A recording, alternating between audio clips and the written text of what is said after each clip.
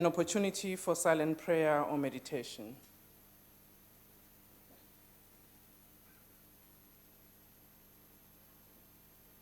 Please be seated.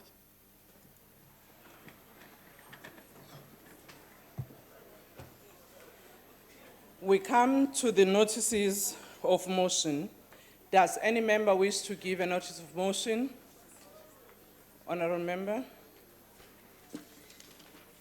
Thank you, Chairperson. I move on behalf of ANC that in its next sitting, the House debates professionalizing and instilling discipline in the South African Police Service as a key component of the criminal justice system. Thank you. Thank you. Honourable member. Thank you, Chairperson. I give notice that I shall move on behalf of the African Christian Democratic Party that the House, noting that the South African Jewish Board of Deputies has repeatedly expressed concern that the BDS campaign is creating a climate that encourages anti-Semitism, debates increase in levels of anti-Semitism and hate speech, including reports of blatant hate speech that was uttered outside the Sandton Convention Centre this past Sunday. Thank you. Thank you. Honourable member.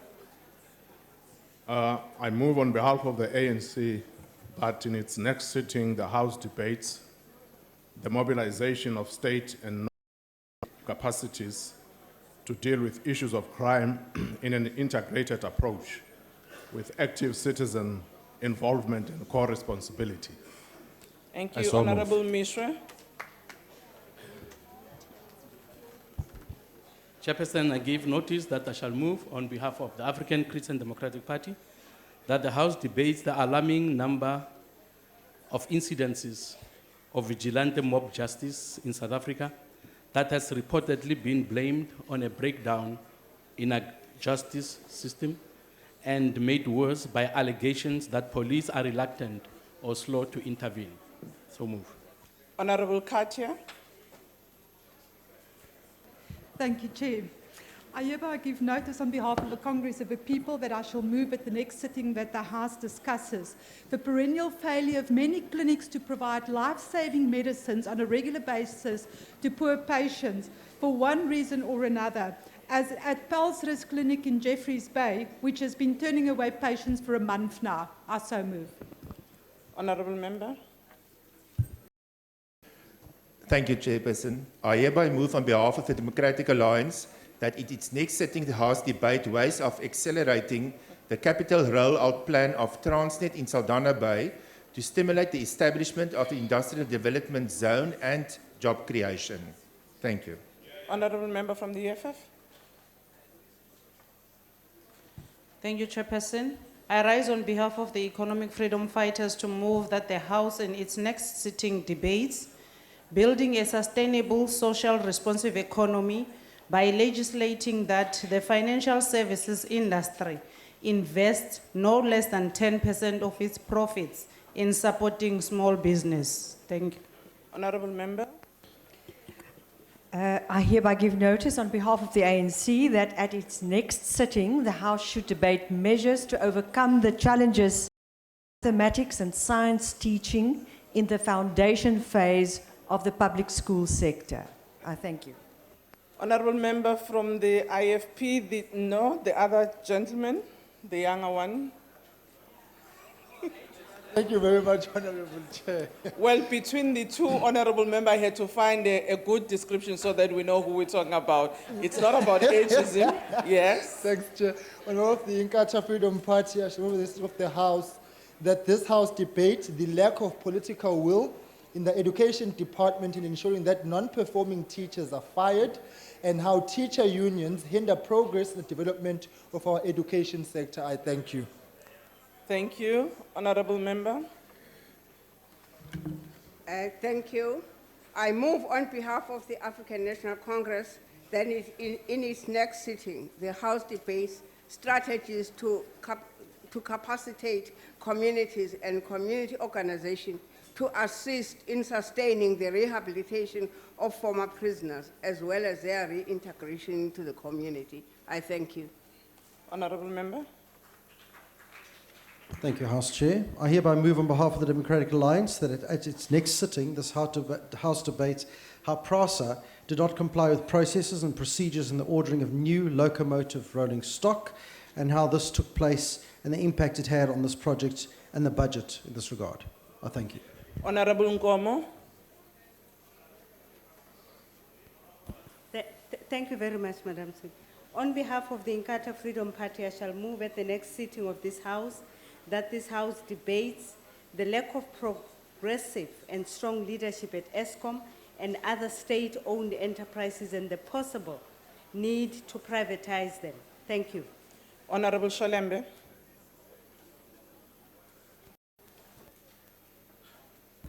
Ngumncwabe Somlo. Mncwabe uxolo Ngiyabonga. baba.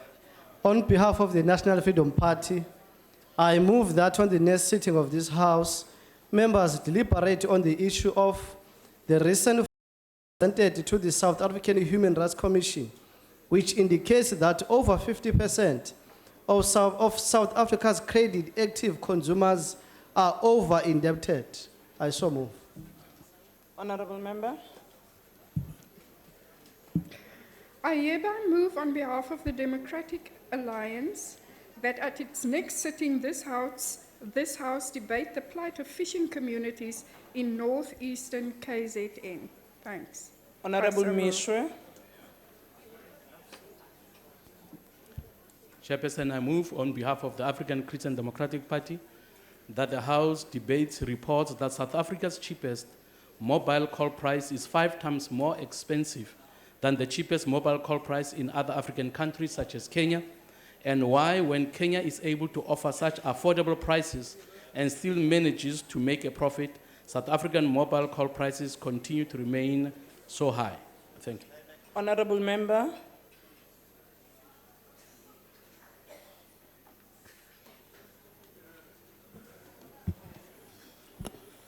Chair, I move on behalf of the ANC that the House debate in its next sitting the mobilization of the state and non-state capacity to deal with matters of crime as an integrated approach involving citizens and their core responsibility. So I move. Honorable member. Thank you, House Chair. I hereby move on behalf of the Democratic Alliance that at its next sitting this House debates the moral duty this government has to ensure that permanent occupants of communal land areas receive private unencumbered title deed. I thank you. Honorable Stole.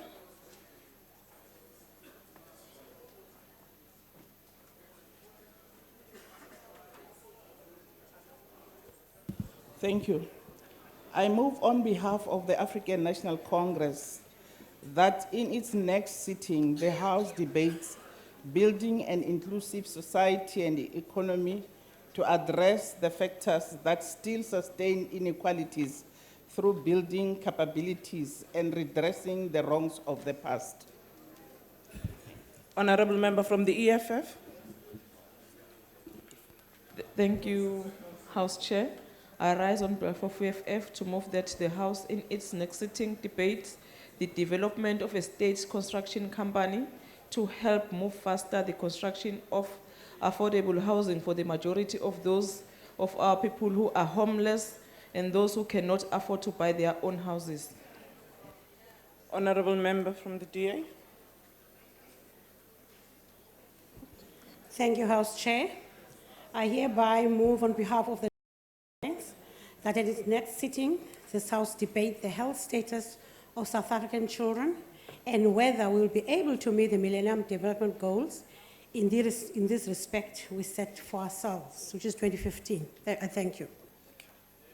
Honorable member. Yeah. Thank you, House Chairperson. I hereby move on behalf of the Democratic Alliance that at its next sitting, this House debates the proposed merger of various municipalities, including Umgeni and Mpofana in KwaZulu-Natal, and Baviams, Kamdeboer, and Inkwezi in the Eastern Cape, and comes up with proposals to prevent such mergers being proposed for party political gerrymandering reasons. Thank you. Honorable member from the IFP. Honorable House Chair, on behalf of the Inkatha Freedom Party, I shall move at the next sitting of this House that this House debate the lack of urgency for most government departments in implementing turnaround strategies and their disregard for parliamentary committees' recommendations. I so move. Thank you. Honourable Member.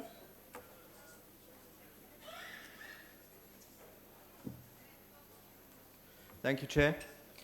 I hereby move on behalf of the Democratic Alliance that at its next sitting, this House debates the SABC's new Memorandum of Incorporation and the powers it gives the Communications Minister to override the SABC Board in contravention of the Broadcasting Act. I so move. Honourable Member. Thank you, Honourable Chair. I move on behalf of the ANC that in its next sitting, the House debates progress made with the transformation of higher education institutions after 20 years of democracy. I so move.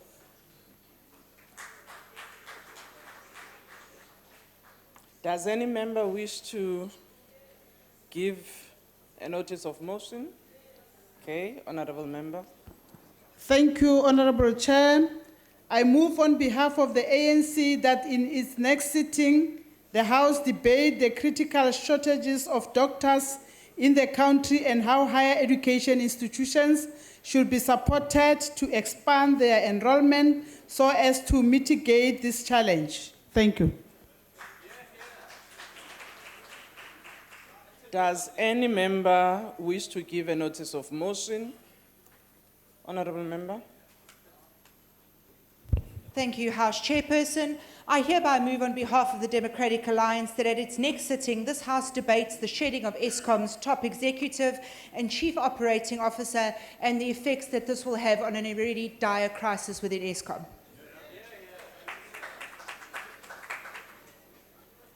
Is there any member wishing to give a notice of motion? If none, we now move to the motion without notice. Are there any Oh, yeah. Honourable Member. Thank you, Madam House Chairperson. On behalf of the Democratic Alliance, I hereby move without notice that this House notes the fact that government consumes hospitality travel services on a large scale, further notes that the President in his SONA speech said that government will set aside 30% of appropriate categories of state procurement for purchasing from SMMEs, cooperatives, as well as township and rural enterprise. Acknowledges that data captured by systems that track management practices in government confirmed in October last year that 87% of all national and provincial departments are still not paying suppliers within the 30 days as required by law, and calls on government to adhere to the 30-day period for paying tourism SMMEs, and lastly calls on government to produce hospitality and travelling services from graded and accredited tourism SMMEs. Thank you. If there are no objections, I put the motion.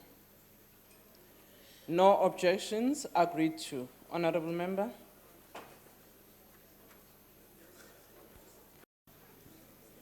Thank you, Honourable Chair.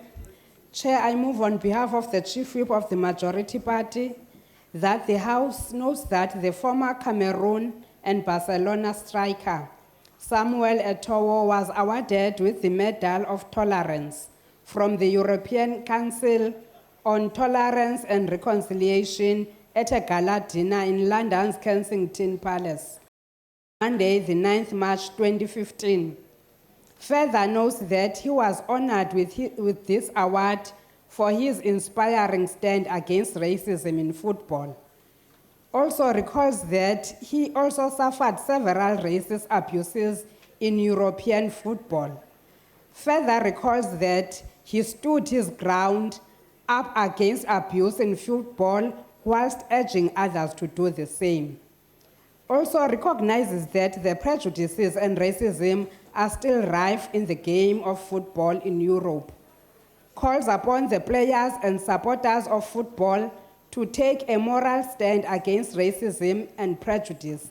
And lastly, we congratulate him for winning the award and for being the ambassador against prejudice and racism in football, particularly in Europe. I thank you. If there are no objections, I put the motion. No objections, agreed to. Honorable Member.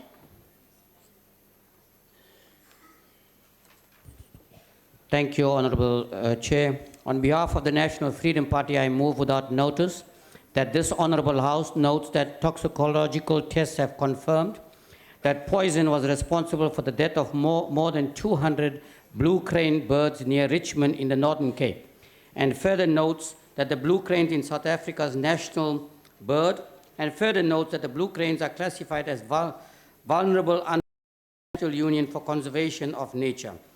Further notes that the poisoning of the blue cranes are alleged to have been deliberate, wherefore we call upon this Honourable House to condemn in the strongest possible terms the alleged deliberate poisoning of blue cranes in the Richmond district.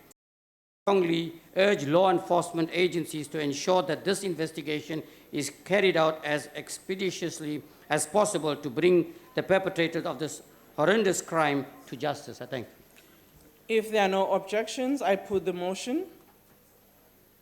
No objections, agreed to. Honorable Nkwankwa.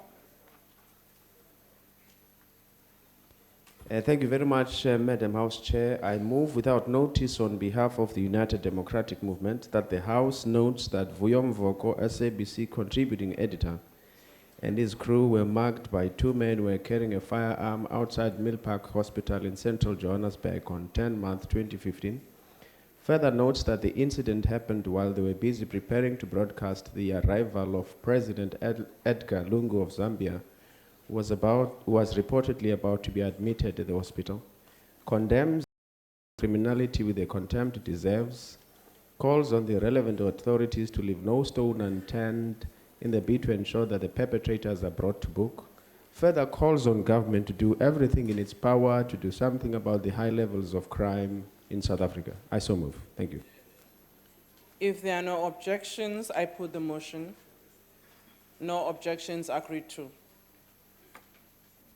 Thank you very much, Honorable Chairperson. I hereby move without notice of the IFP that the House One notes the Big Impact Award that was granted to two South African doctors in Barcelona for their impact on for their project, a mobile triage app piloted at Khayelitsha District Hospital, where it was developed and tested and has taken its place at #1 in the global stage.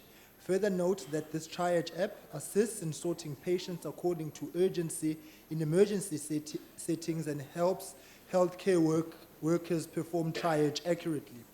Acknowledges the two individuals who received this award, Dr. Yassim Khan and Dr. Mohammed Dalvai, who founded the Open Medicine Project through which this app was developed.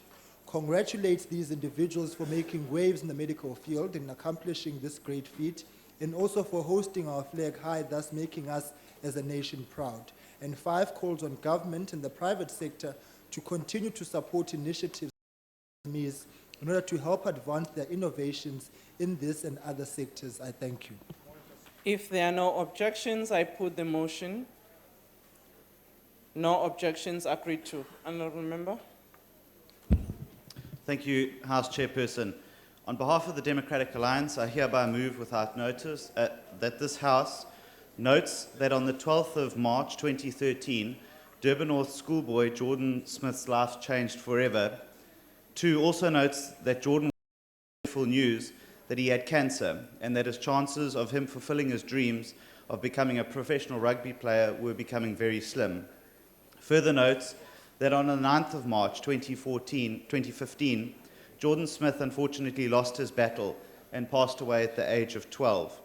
Recalls that Jordan's journey, as it became known on social media groups, documented the incredible journey of a brave young boy battling the odds to beat cancer. Further recalls that his journey touched the lives of thousands of people in South Africa. Extends our deepest condolences to the family and friends of Jordan Smith and hopes that the family finds some comfort in knowing that Jordan's story touched the lives of so many young children in South Africa. And finally, calls on the Minister of Health to take the issue of cancer research seriously by redoubling our efforts to fighting this dreaded disease so that we don't lose another Jordan in the future. I thank you. If there are no objections, I put the motion. No objections, agreed to. Honorable Member. Chairperson, on behalf of the Chief Whip of the Majority Party, I'll move without notice that the House notes that Nolan Hoffman and Lynette Berger claimed victory in the Elite Men's and Women's categories of the Cape Town Cycle Tour on Sunday, 8th March 2015. Further notes Boland-born Nolan Hoffman claimed his second consecutive Cape Town Cycle Tour win when he raced to victory in the 47th kilometers road race. Recalls that the women's finish was fiercely contested, but Lynette Berger was named in first place, followed by Stender and Marushka Mati. Understand the new route for Sunday's event was a 47 kilometers cycle route starting at the Cape Town's Civic Center to the end of the M3 highway and back the same way to a slightly alerted finish in Greenpoint close to the Cape Town Stadium. Acknowledges that the massive fires which had been raging in the southern peninsula for the past few days made the originally 109 kilometers route unsafe, forcing organizers to shorten its just 47 kilometers for the first time in the 38 years history of the event, and congratulate Nolan Hoffman and Lynette Berger on their great performance. As we move.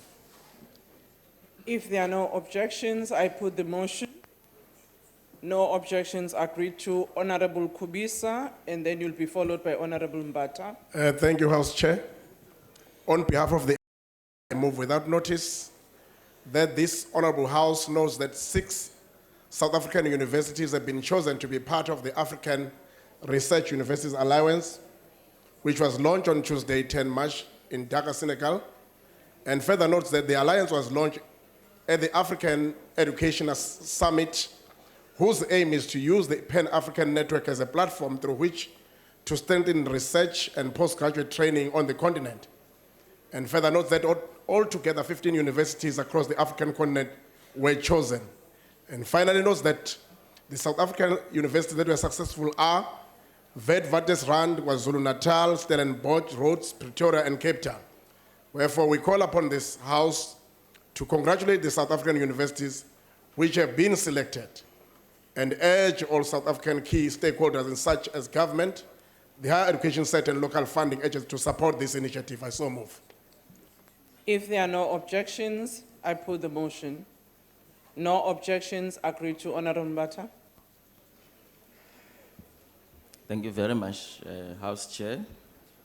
On behalf of the economic freedom fighters, I move without notice that the House notes that today marks the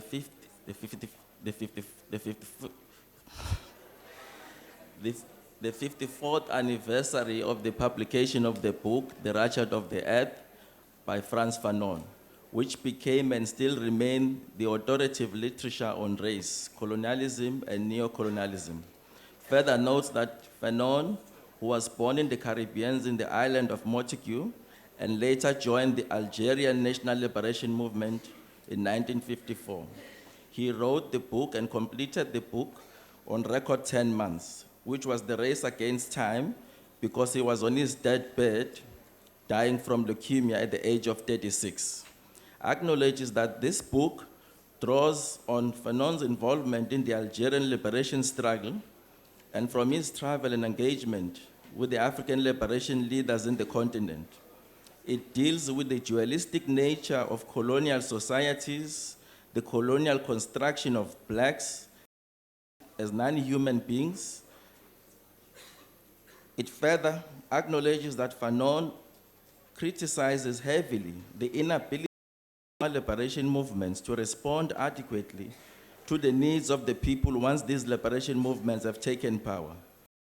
In the chapter entitled The Pitfalls of National Consciousness, Fanon condemns the intellectual laziness of nationalist movements of newly liberated countries and their inflexible ways towards dealing with issues that benefit the larger communities and always preferring the middle classes of these former oppressors. Notes that in his critiques of the liberation movements, Fanon says the objective of nationalist parties as from a certain given period is, we have seen nationally, they mobilize people with slogans of independence, and for the rest, it leaves the future to the events of history. When such parties are questioned on economic programs of the state, they are actually found wanting. On the nature of the regime and the programs of the post-liberation movements, Fanon expressly indicated the need for liberation movements to make sure that the economy becomes the center stage post-liberation. Thank you. Honorable member. House Chair, Sorry. objection to... Honorable member, just take a seat. If there are no objections, I put the motion, the earlier motion by Honorable Mbata.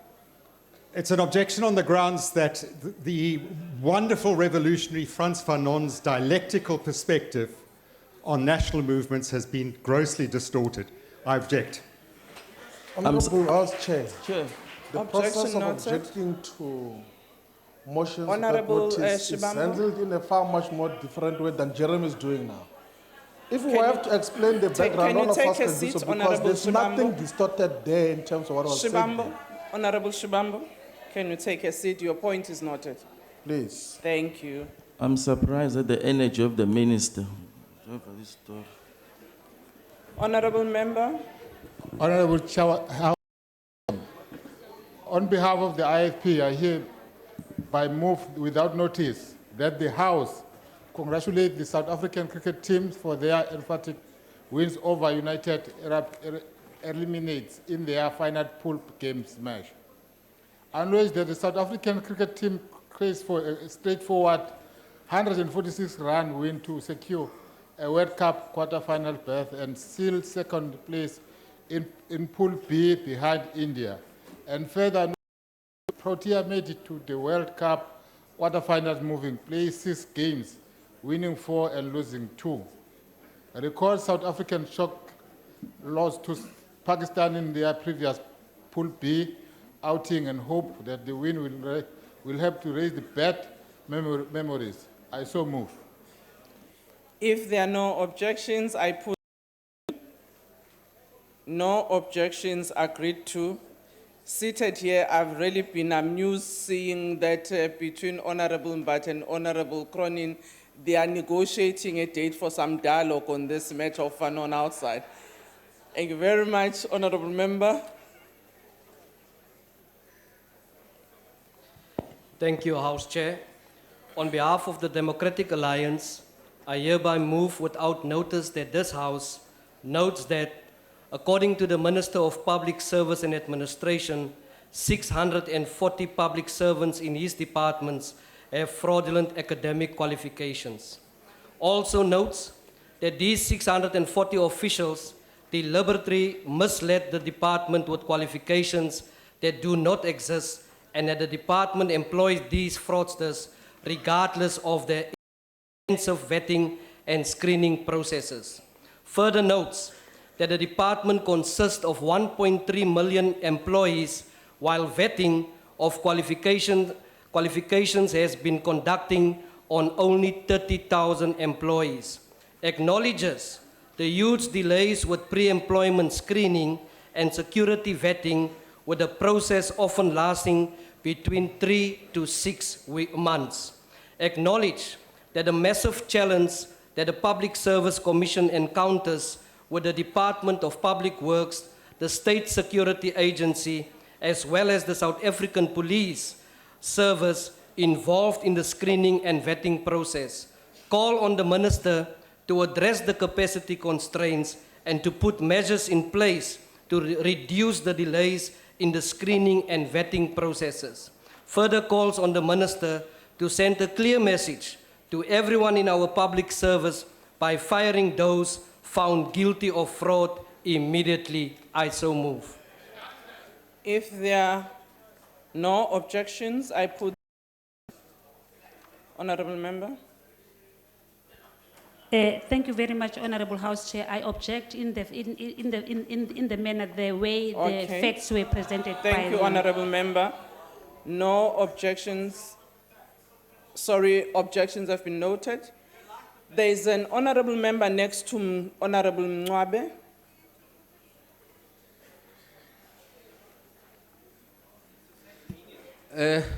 I'm Honorable Mabiga, Chairperson. Honorable Mabiga, thank you.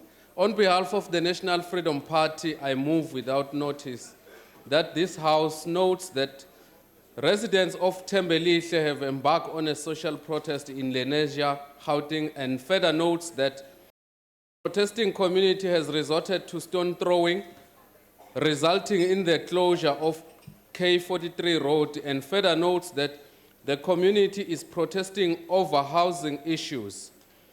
We therefore call upon this House to urge the government, the Gauteng Department of Human Settlement and Cooperative Governance and Traditional Affairs to move speedily to address the grievances of the protesting community. I so move. If there are no objections, I put the motion. No objections, agreed to. Honorable Member. Thank you, Honorable Chair. I move on behalf of the Chief Whip of the Majority Party that the House knows with great shock the killing of 5 people in Nyanga community in Cape Town on Saturday, the 7th March 2015. The House further notes that those killed were sitting in a car when they were shot, and one of them is said to be a 19-year-old woman. Believes that acts of violent crimes are getting out of hand in our communities. Further believes that the perpetrators of these heinous crimes are living within and are known in our communities. Calls upon law-abiding citizens to come forward and assist the police to apprehend these senseless murderers. We therefore convey condolences to the families, relatives, and friends of the deceased. I thank you. If there are no objections, I put the motion. No objections, agreed to. Member, Honorable Mabiga, you will tell me what's your surname, and then Hlengiwe, you will follow. Honorable Hlengiwe. Honorable Chairperson, on behalf of the National Freedom Party, I move without notice that this House notes that on Wednesday, the 11th of March 2015, Mr. Jan Geber, a Media 24 journalist, was allegedly manhandled and forced to delete photographs from his camera by individuals in white shirts, and further notes that the incident took place outside Parliament, where the journalist was taking photographs of the police officers and public policing vehicles parked outside Parliament in Plain Street.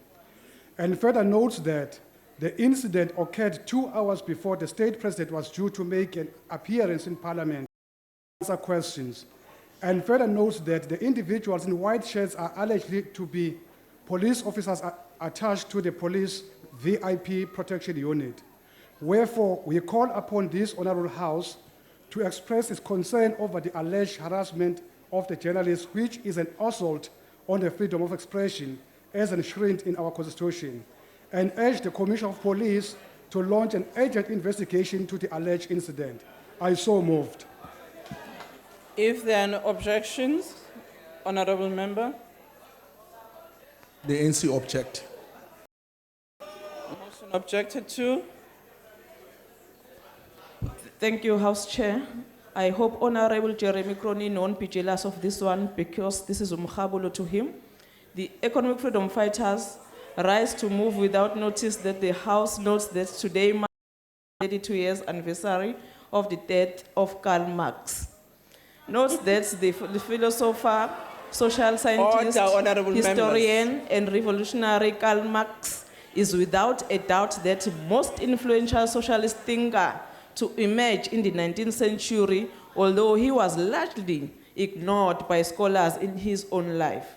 His social and economic and political ideas gained rapid acceptance in the socialist movement after his death in 1883. Note that Karl Marx was born at a comfortable middle-class family on the May 1818. Order, honorable members, and at kindly the allow age- the member to finish her motion. Thank you, House Chair. They must just listen because this is Umkhabu. Note that Karl Marx was born to a comfortable middle-class family on May 5, 1818. At the age of 17, he enrolled in the Faculty of Law at the University of Bonn, but later moved to a University of Berlin, where he became a member of the Young Hegelian movement, marking the start of his activism. Note that Marx later became a journalist, and his social writings and political activities got him expelled from Germany and France. In 1848, he published the Communist Manifesto, which Frederick Engels was exiled to London, where he Order, wrote honorable the members, first can we volume please lessen our of voice? Das Kapital and lived the remainder of his life. Umkhabulo, comrades. Voluntary.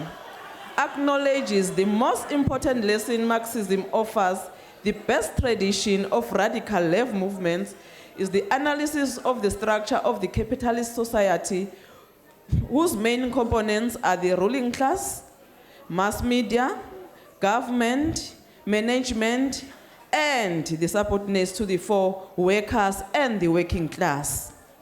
Political 101, comrades.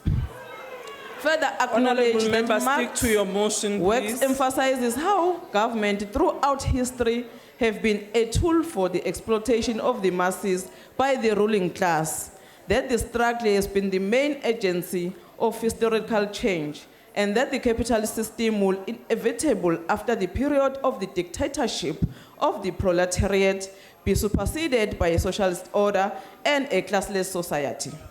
The conditions which Karl Marx speaks about in all his works are still relevant in South Africa even today under ANC government. We have all witnessed how the government has opened a gateway for all the milk South Africa of all its resources while exploiting the poor and most disadvantaged in the most unimaginable ways. Note that Marx's works has also given us the ability to accurately assess the relationship between all socio-economic and political forces at work, and how to best respond to them using tactics and strategy in every aspect of thinking and every aspect of work in our quest for fully liberating our people. On this day, in the words of Comrade Marx, we Order, declare honorable our members. commitments to our generational mission. Economic freedom in our lifetime, we say, let the ruling classes tremble at a communist revolution. The proletarians have nothing to lose but their chains. They have a world to win. Working men of all countries unite. I so move.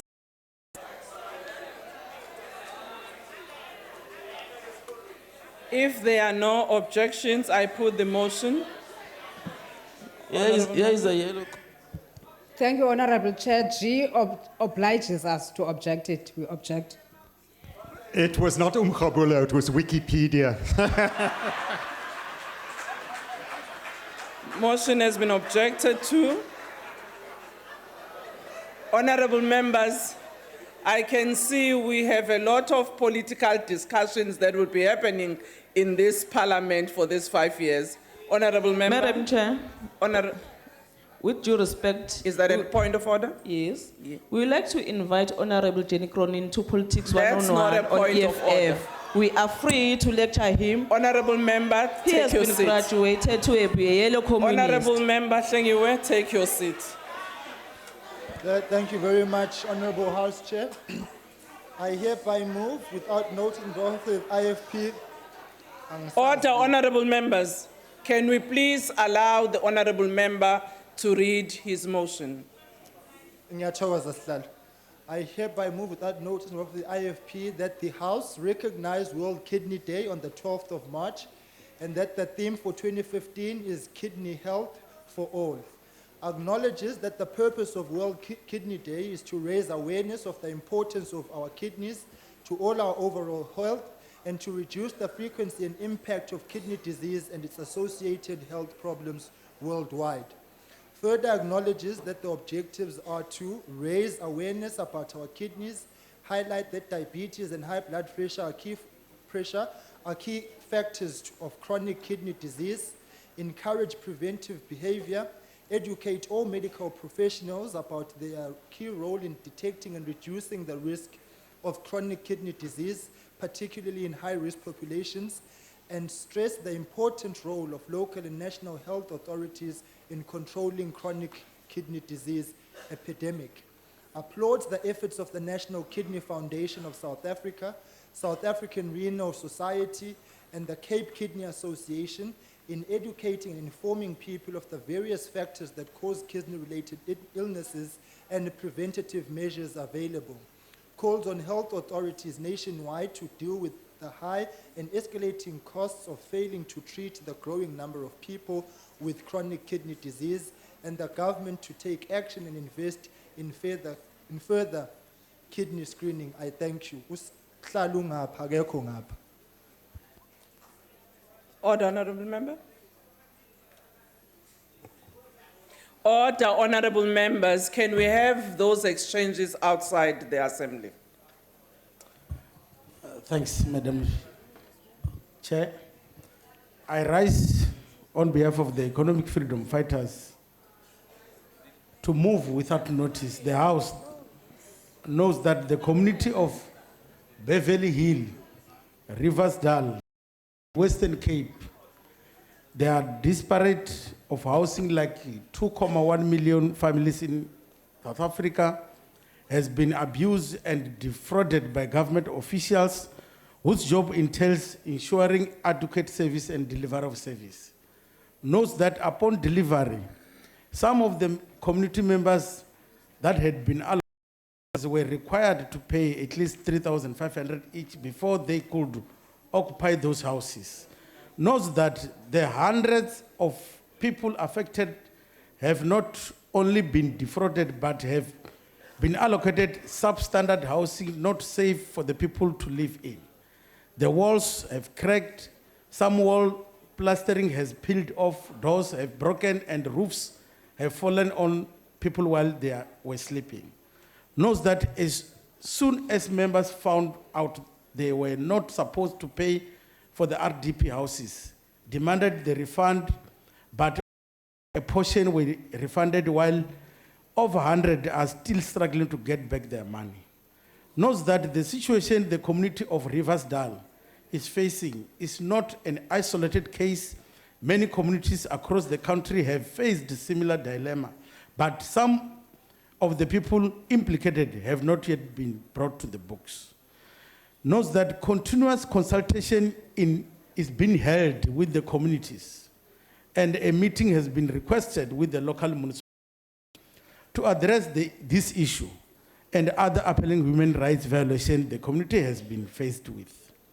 Condemn councillors, community leaders, and government officials who prey on people's desperation to move out of squalors. Calls on councillors and those government officials who are involved in this Riversdale scandal to pay back the money. Calls on the government to create a state construction company.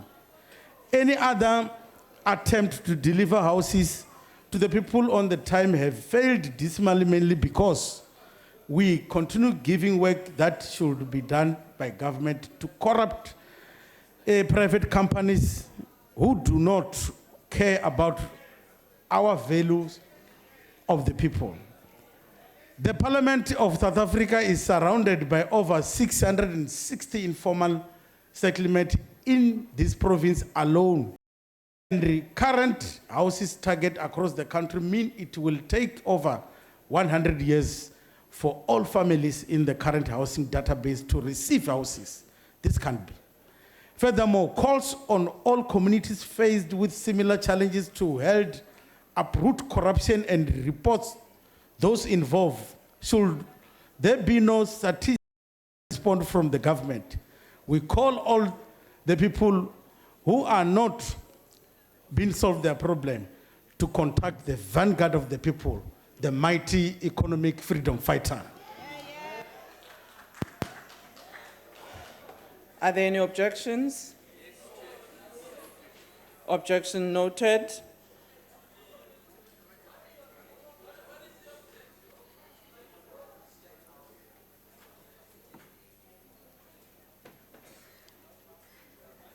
Honorable Renilwe. Honorable Renilwe, take your seat. There's a member I pointed behind you. Is it a point of order? Oh, okay. Sihlalo ngiyabonga kodwa ngizohlala phansi mawuthanda ukuthi uhonorable lana ngaphambili kwami Cha, longehloniphekile ungaqhubeka. Oh ngiyabonga ke sihlalo ngicela ukukusize nawe ukuthi ngumazambane wakalisi. Yebo ke Mazambane. Ilungile uMazambane malibeke uvo lwalo. Ngiyabonga kakhulu. On behalf of the Democratic Alliance, I hereby move without notice that this House notes with great concern the appalling conditions for the education of learners at the Vumbogatle Primary School in the Bergville district of northern KZN. Also notes that the school has 303 learners who are accommodated in only 4 classrooms, translating into an average of 75 learners in each room. Likewise notes that there are 8 teachers who are expected to teach 8 grades in 4 rooms. Further notes that these overcrowded rooms are in a disgustingly filthy state, in urgent need of repair, and that whilst there is a water storage tank and a borehole pump, there is no water as the pump and ancillary equipment no longer work. Acknowledges that the parents blockaded the school and prevented both teachers and learners from entering the class at a time when the learners were involved in examinations. Calls on the Minister of Basic Education to urgently intervene to ensure that the learners get the education that they deserve in a safe environment. Ngiyabonga Sihlalo. Ngiyabonga lungehloniphekile Mazambane. Honorable member from the ANC. Chairperson, on the behalf of the Chief Whip of the African National Congress, I move without notice that the House notes with sadness the death of the pilot Henry William Bees Marais after the crash landed while waterbombing a fire at Cape Point on Sunday, 8th March 2015. Farah notes Hendricks was killed when his Huey was in forced landing while on wildfire suppression duty in Cape of Good Hope, section of Table Mountain National Park about 11:30. Acknowledges that the incident happens near Oliphant's Pass on the western side of the reserve and conveys condolences to the family and friends of Hendricks Marais. So move. Honorable member, you'll forgive me, I've just been advised that the same motion was actually read yesterday, so it was recorded. Honorable members, can I just ask that we go back to the motion of Honorable Hlengwa on World Kidney Day? I forgot to put it for adoption. Can I put that motion? No objections, agreed to. Honorable Renilwe. Thank you, Honorable House Chair. The Economic Freedom Fighters, which is the government in waiting, rise to move without notice that the House knows that Maria Ralella, who is an ANC ward councillor for Ward 27, Soshangube in Tshwane, has been engaging in fraudulent activities relating to allocation of land and housing to the community. Further notes that this councillor has to dismay of the community, given houses and plots of land to people who are not registered on the Department of Human Settlements housing list, most of whom are people with whom she has very close relations or who have paid her. Acknowledges that corruption at a local government level is a cancer that is eating our society from the inside and preventing services from being delivered to our people. Further acknowledges that the ANC, through its active protection of characters like Councillor Ralela, is also actively promoting the corruption so prevalent in our society, and that encourages its local government leaders to be corrupt, as they can see that their national leaders are also corrupt. Calls on the House to condemn corruption, not only at a local government level, but with the leaders in this House, some of whom deny their corruption, even with 783 unresolved acts of corruptions against them, and a 243 million compound built with public money. I so move. Thank you. Honourable member. We object, Chair. Objection noted. Are there other members who wish to put their Honourable Filtane?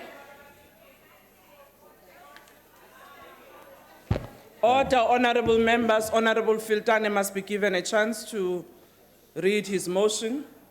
Thank you, House Chair. I move without notice on behalf of the UDM that the House notes that an Eastern Cape teacher, Mpikeleli Bodomane from Sopatisana Secondary School, was honored for excellence in teaching physical science. Further notes that a grade R teacher, Liza de la Corliere Scoot from Cambridge Primary, was also recognized with third place for her excellence in teaching. Recognizes that these two excellent teachers were awarded with National Teacher Awards at a national ceremony held on the 7th of March 2015 at Gallagher Estates by Basic Minister of Education, Honorable Angie Masheka. Acknowledges that Mr. Boterman receives this award after his hard work of teaching children without any laboratory equipment, but through his tireless efforts. He managed to get a 3-year equipment sponsorship from the corporate world that started in 2015. Further congratulates these two teachers for their outstanding efforts and passion, wishes them well, and that they be an inspiration to other peers around the country. I so move. If there are no objections, I put the motion. No objections agreed to.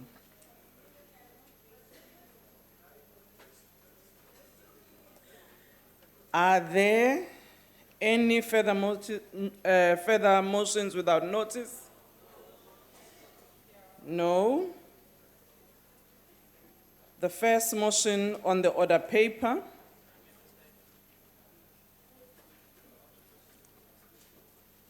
Apologies, honourable members. We have the first. Well, let me consult first with the table. It looks like there's some mixed up here.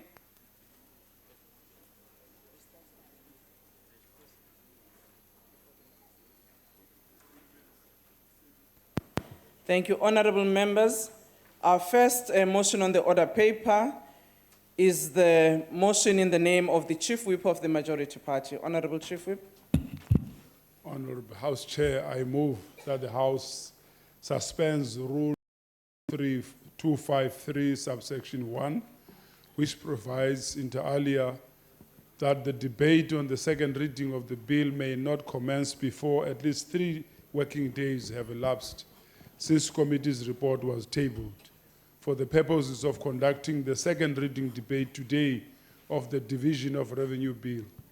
I so move. Are there any objections? No objections agreed to. We now move to the member statements. Does any member of the ANC wish to make a statement? Honorable member. Honourable House Chair, fraudulent qualification mongering has regrettably developed into a shameful trend that undermines the integrity of our institutions of higher learning and ultimately our country. Considering the prominent individuals concerned, South Africa could lose credibility. The impact on the public and private sector is profound. Businesses and institutions are being defrauded by paying for non-existing knowledge and expertise that result in fruitless and wasteful expenditure. Even worse, underperformance and lack of delivery. Having a qualification is not a shame, but a disadvantage which can be overcome with hard work and, unfortunately, money. But lying about it, Honourable Chairperson, is a crime that must face the full might of the law. That is why the ANC welcomes the establishment of the Specialist Fraud Prevention and Detection Unit within the South African Qualifications Authority. The scope and scale of the work of the counter-fraud strategy is huge because it includes approximately 10 million records. We wish SAQA everything of the best, and we want to implore state departments and other appointing authorities to ensure the validity of qualifications before appointments are made. Those who have defrauded our nation by embellishing their CVs with false qualifications should be called to account regardless of their standing or status in society. Thank you. The Democratic Alliance.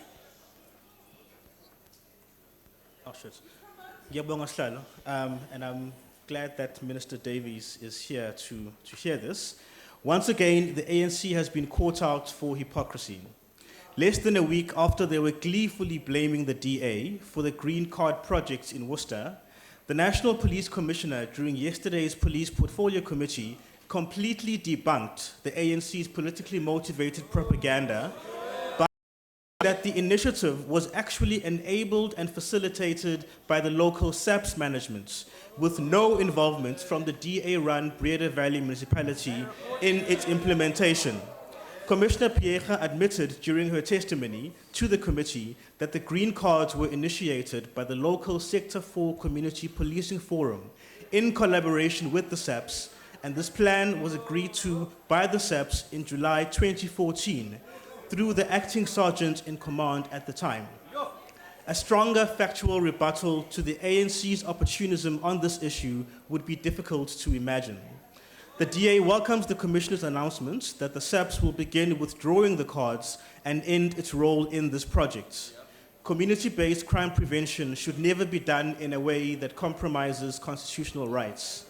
As in the case of the Luandle evictions by PRASA, the ANC has once again been exposed and had to learn the old lesson that you should be careful when you point out blame because there are always three fingers pointing back at you. The EFF.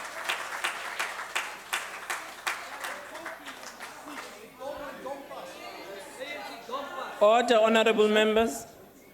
Thank you, Chairperson. Staff exploitation at the University of Mpumalanga. While the current government pretends to be against the exploitation of workers, their actions is contrary to what they pronounce in public platforms like SONA and others. The exploitation of workers taking place at the newly launched University of Mpumalanga is indeed disturbing, and we need to condemn it in the strongest terms. When this university was established last year, more than 200 employees from the Lowveld College of Agriculture were incorporated to this university. This number of employees include lecturers and farm workers who were previously attached to the college for many years. These employees are now not sure whether they are permanent or not, and the university is not coming forward to clarify this matter. The staff from the Lowveld College do not appear in the structure or organogram of the University of Mpumalanga, and they are still on their old salary scales. The GEMS has for some reason being withdrawn since these employees were incorporated to the University of Mpumalanga. The government employee pension scheme has also released them, and they are struggling to access their pension fund or even transfer them to their new station. The University of Mpumalanga does not want to give these employees permanent employment contracts, and they do not even know their service conditions. Where is the good story to tell here? As we speak, these employees who were previously attached to the Lowveld Agricultural College are uncertain about their future. No howlers, please. And to the grammar teachers. Honorable member, can you please take your seat? The ANC. Thank you, Honorable Chairperson. The new and extended working hours at the Department of Home Affairs. The African National Congress has noted the new office hours to be implemented by the 403 civic front offices of the Department of Home Affairs as from the 23rd March 2015 to improve accessibility of citizens to services.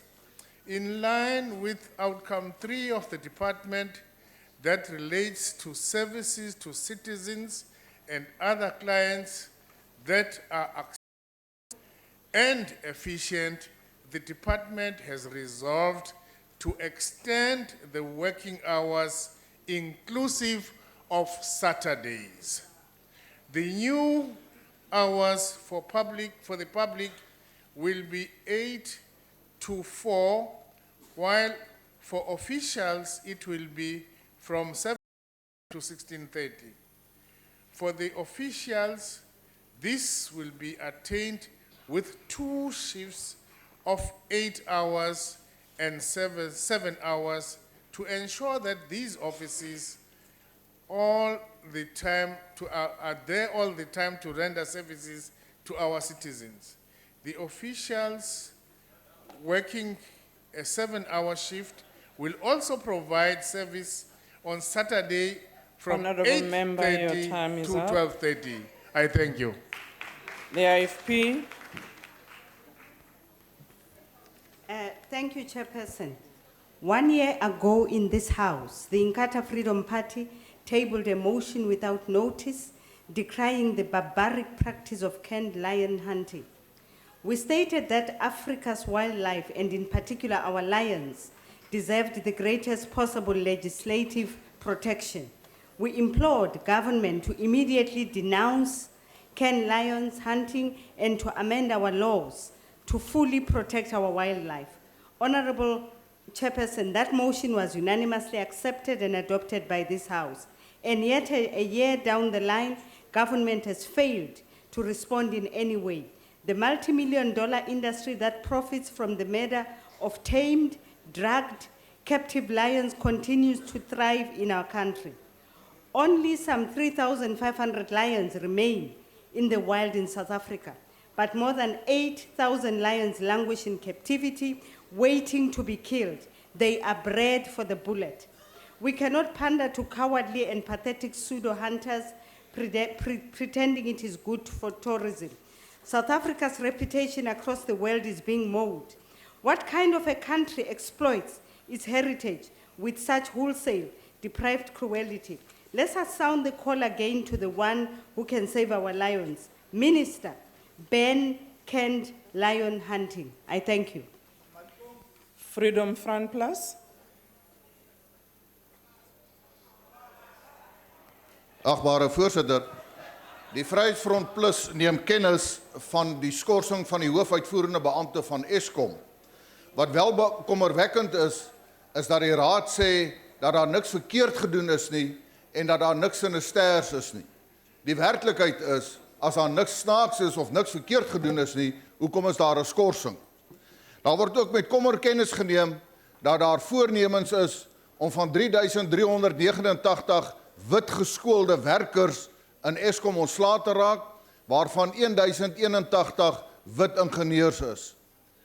Voorsitter, die Vryheidsfront Plus sê vir die regering van die dag dat die kragkrisis in Suid-Afrika se omvang is van so 'n aard dat daar weggedoen moet word met rasisme in die vorm van regstellende aksie.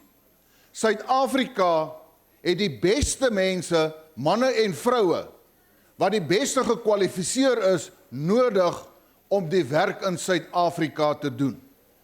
Ons weet almal wat is die effek van Eskom en die kragkrisis, nie net op die ekonomie in die geheel nie, maar op elke individu in Suid-Afrika. En u doen die mense van Suid-Afrika 'n onguns aan met die hele aspek van regstellende aksie in Eskom. Die Vryheidsfront Plus sê, skaf dit af, laat ons behoorlike dienste kry in Suid-Afrika. Ek dank u. The ANC. During my lifetime, I have dedicated myself to the struggle of the African people. I have fought against the white domination. I have fought against a black domination. I have cherished the ideal of a democratic and a free society in which all persons live in harmony and with equal opportunities. It is an ideal which I hope to live for and achieve.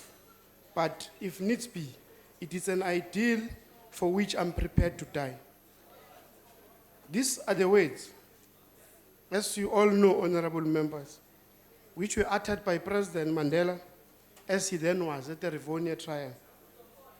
These wise words are still relevant today for those who have eyes to see and ears to hear. These words continue to reflect in the strategic work of the African National Congress, which is based on the National Democratic Revolution, which must translate into National Democratic Society. The objective of this revolution, in the main, is the promotion of national unity, a creation of non-racial, non-sexist, democratic, and a prosperous country. The ANC will continue to guard jealously to ensure that ours and the efforts of our forebears are not and will not have been in vain. Asinamona asinanzondo siyaqhuba. Thank you. Cope. Thank you, Chair. Tinyego Sem Madulege's essay, Urban Black Townships, a Challenge to Christian Mission, is a challenge to all of us. Quoting Mongane's route, the Madulege points out that townships, so distant cousins, squatter areas, remain, for better or for worse, containers of the largest number of people in most South African cities. As such, he says, we must take account of them as an odd mixture of death, squalor, poverty, and community. To meet the challenge, we are urged to come face to face with township issues, good, bad, wholesome, disgusting, and debilitating. The Congress of the People, being a patriotic opposition, urges all patriots who care never to wash the township off our skins. We take Malulega's message to heart and call on mayors, premiers, ministers, and the president to walk the township streets to see firsthand the uncollected trash, the litter, the overflowing sewage, and the uncovered drains which impugn the dignity of all those who live in townships. Failure to fix these must require the offending mayors to forfeit a month's salary for every month the problem remains unaddressed in a given township. ANC. Thank you. The ANC. Thank you, Honorable Chairperson. Chairperson, it is that time of the year again when schools are embarking on the election process of school governing bodies. One of the biggest challenges facing education in this country is the lack of attention and involvement by parents in schools' activities. ANC calls upon parents to be involved in the elections of these SGBs because the role of parents in school is very crucial. We call upon all parents and communities to ensure that They take interest in the education of their children by attending meetings, visiting schools, and ensuring that education centers are sacred spaces. The ANC is advocating for honest men and honest women to be part of these SGBs. We trust the educators who are committed to advancing teacher development in our schools and those that believe in clean governance were elected. We congratulate the newly elected SGBs. Thank you, Chair. Democratic Alliance.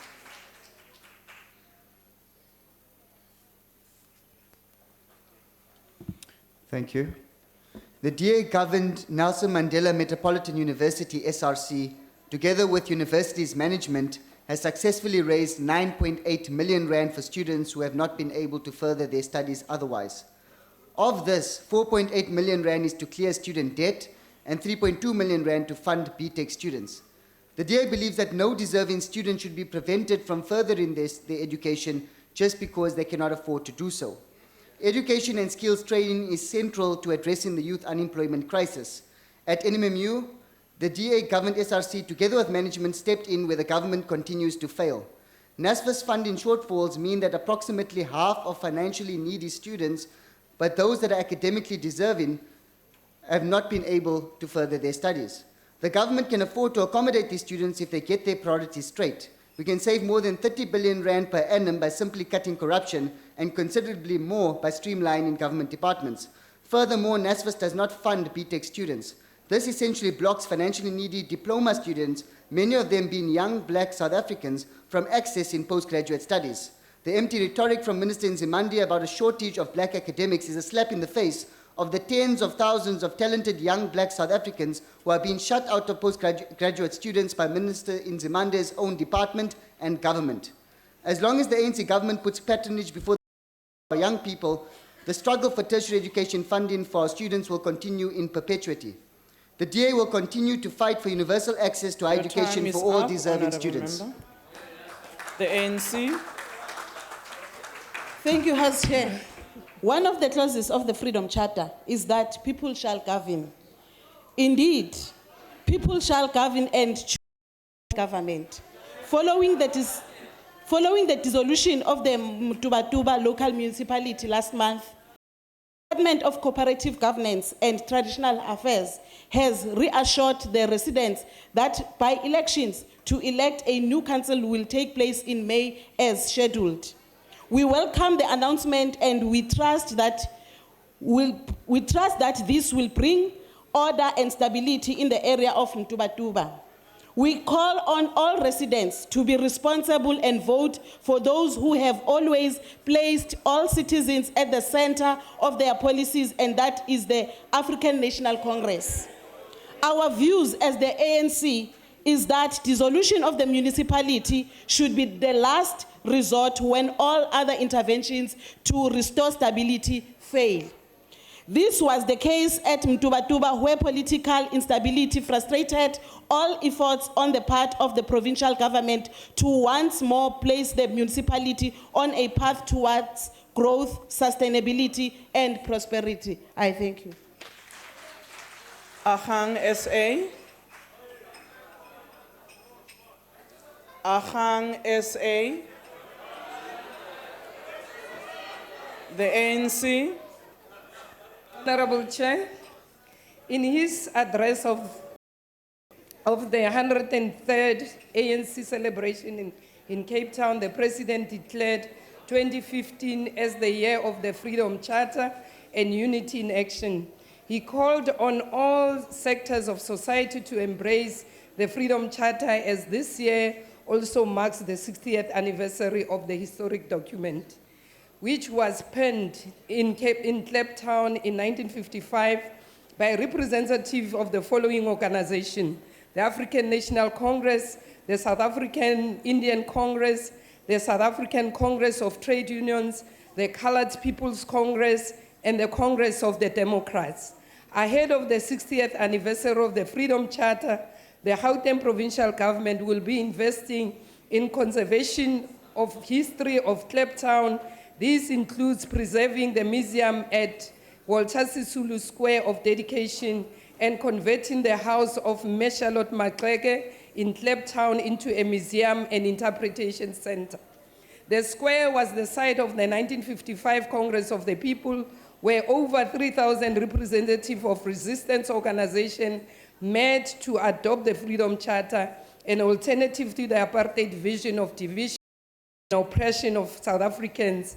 Also this year, Gauteng will hand over a women's monument in Tshwane on the 9th of August 2015 to coincide with the celebration of Women's Day. As part of the celebrating the heroes and heroines of our struggle, the statue of Me Betha Qowa in the Tselane Cultural Village in Vosloorus will be officially Honorable unveiled. Member, your time is up. Thank you, ma'am. The DA. Thank you, House Chair. The Democratic Alliance notes the release by the Presidency of the Draft National Youth Policy 2014 to 2019.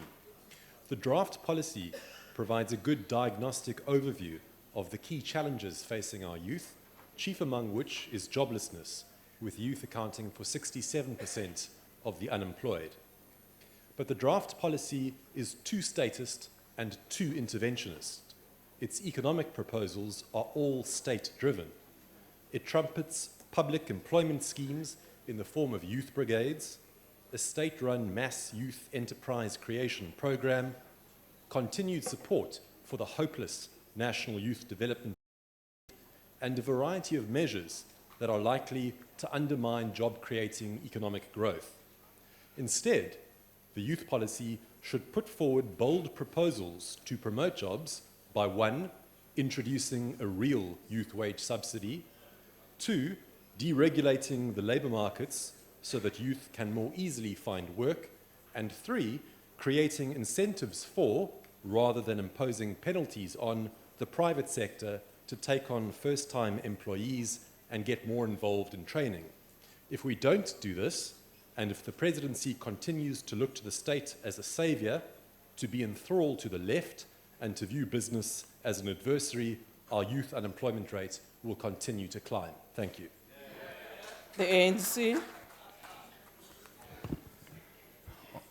House Chair, contrary to the horror stories and abuse of parliamentary privileges by the DA in the past 2 weeks, including its leader in this House, 66,000 households in the Amatohle District Municipality in the Eastern Cape will, by the end of June this year, be proud owners of VIP toilet facilities.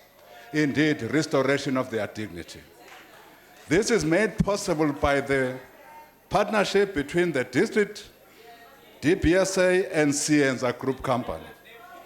Cienza Group, a company with over 10 years experience in the sanitation sector, is owned by Bongani Mpeluza and has thus far put up over 10,000 toilets that have been verified and claimed for. Another 10,000 will be in the coming week. This then refutes, Chair, the allegation made by the DA that this company has been paid for not doing anything. Secondly, Chair, the DA has made the claim that the son-in-law of the president, Sonwabo Gambudla, Mrs. Mantashe, and Boitumelo Itoleng, the son to our minister, are owners of this company. Honourable That is Member, untrue. your time is up. Thank you. Honourable members, you would know that as part of the statements, we called Ahang SA and they did not take up their space in terms of the procedure. I'll now call the ANC.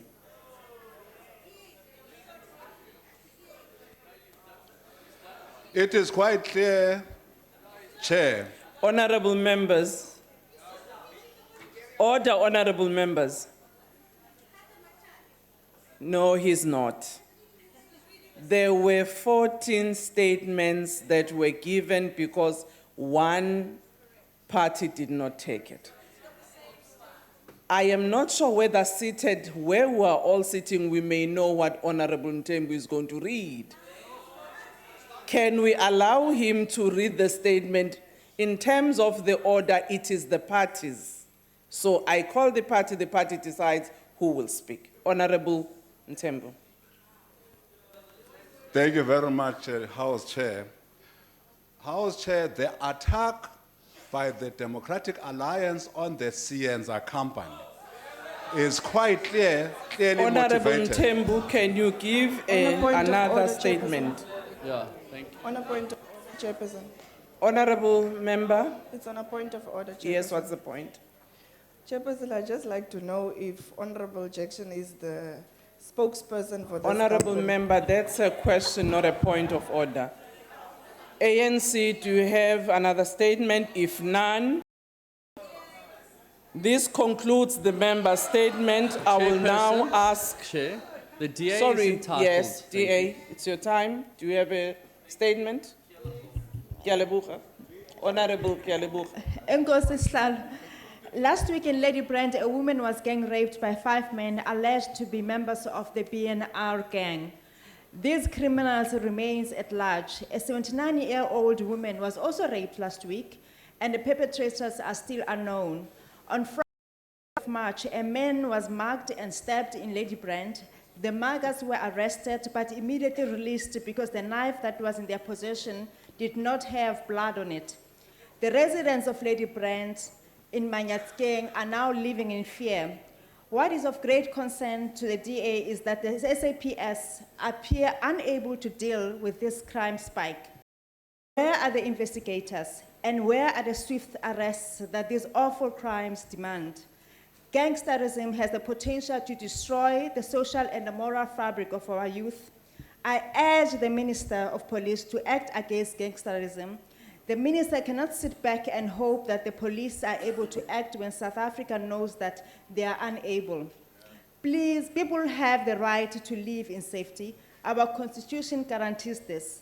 Lady Bryant has become an example of how controlling crime in South Africa seems the last of the competencies of the SAPS. Thank you.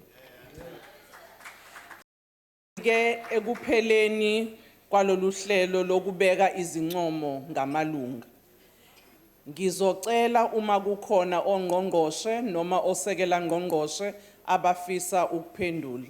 Ngqongqoshe Surti, ulandelo ungqongqoshe uMasutha, ulandelo ngu-Deputy Minister uChohan, ulandelo ngu-Rob Davis, Honorable Rob Davis, ulandelo ngu-Honorable Mthethwa, kugcine u-Honorable Molewa.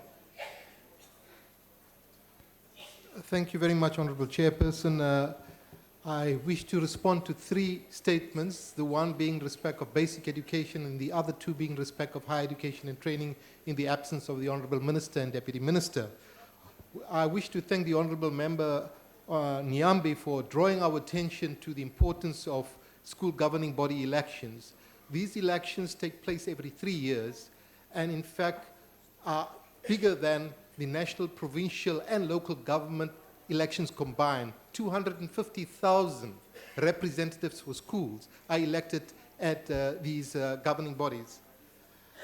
What is critical is to recognize the empirical link between schools that are functioning well and strong governing bodies, and therefore we urge everybody to ensure, all political parties to ensure that they participate and support and mobilize people to participate effectively in the governing bodies. In terms of information, to say that the IEC has been contacted to collaborate with and support the Department of Basic Education in this very important exercise. A framework to assist presiding officers has been developed. Guides in terms of the roles, responsibilities, and functions for governing bodies has been prepared for induction purposes, and students would be assisted in this particular exercise for purposes of induction. With regard to higher education and training, Honorable Chairperson. Point of order. Honorable Surti, take your seat. Honorable House, in terms of Rule 105. Yes. The order is that it's the minister or the relevant deputy minister or another minister on behalf of the absent minister.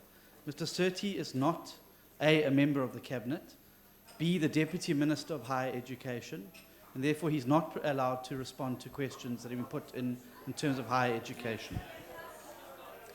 Honorable Stenis, and thank you very much. I think the statement Honorable Surti was responding to is in respect of the school governing body. That's what he was responding to now. And that is within the competence of the Basic Education Minister, of which he is a deputy minister under. Secondly, as we all know, that the president, even though deputy ministers may not be members of cabinet, they have delegated responsibilities. So it is in that context that we allow them to respond, because it may happen that those functions fall in the purview of the respective deputy minister. And I think the deputy minister has responded to that relevant question. I have noted the other question, and Honorable Surti understood it also, that you were also speaking in respect of the higher education statement, and the relevant ministers will respond on that question. Honorable Surti, were you done? You still have got a few minutes on your response. No, thank you very much, Honorable.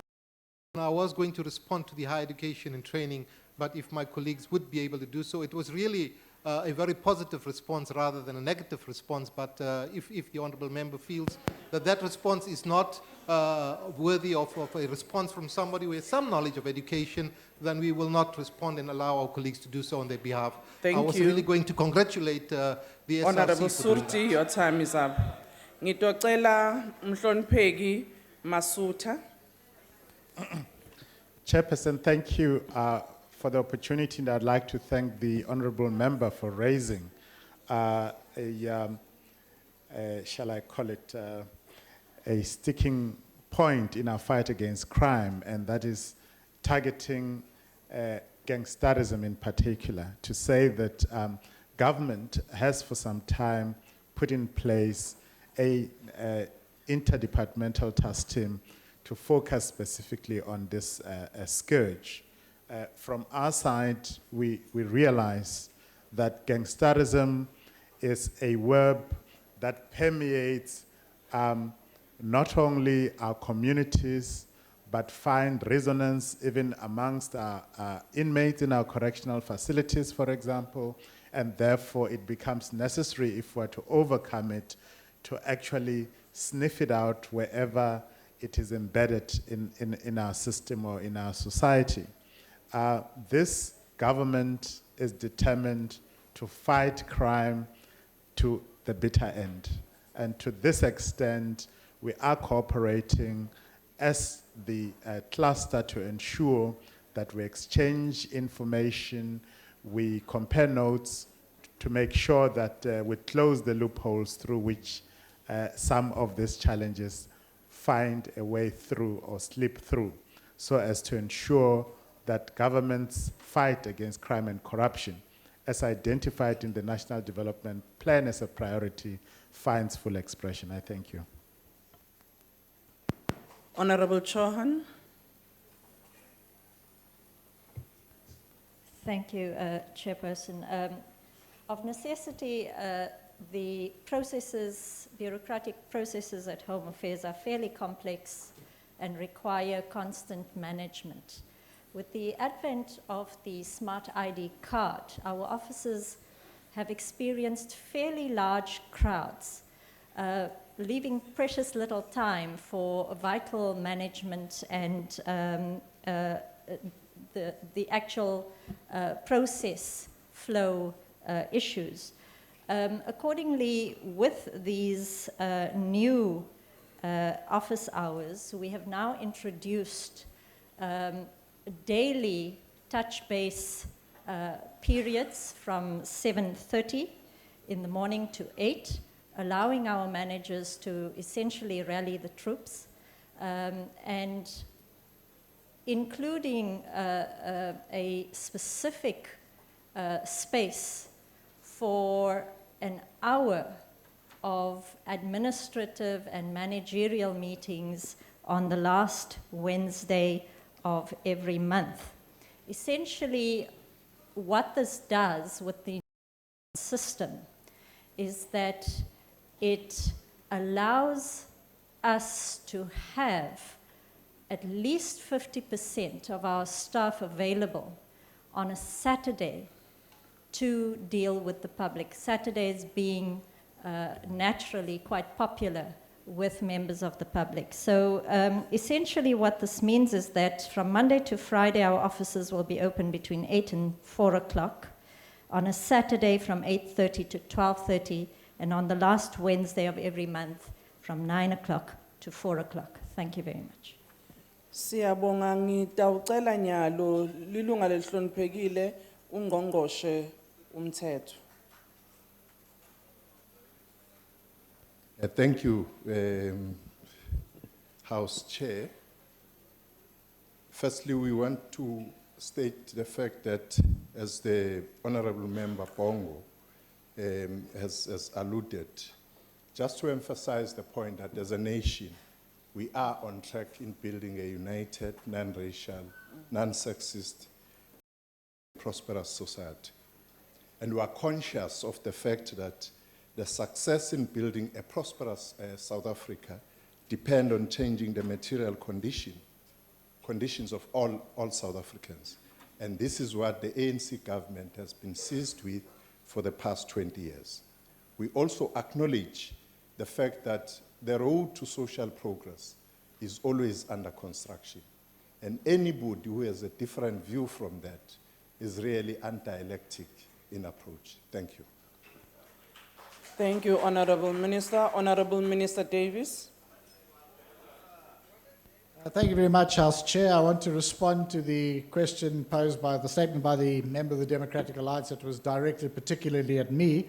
To be precise, the green card system in Worcester was introduced by the Sector 4 Community Policing Forum.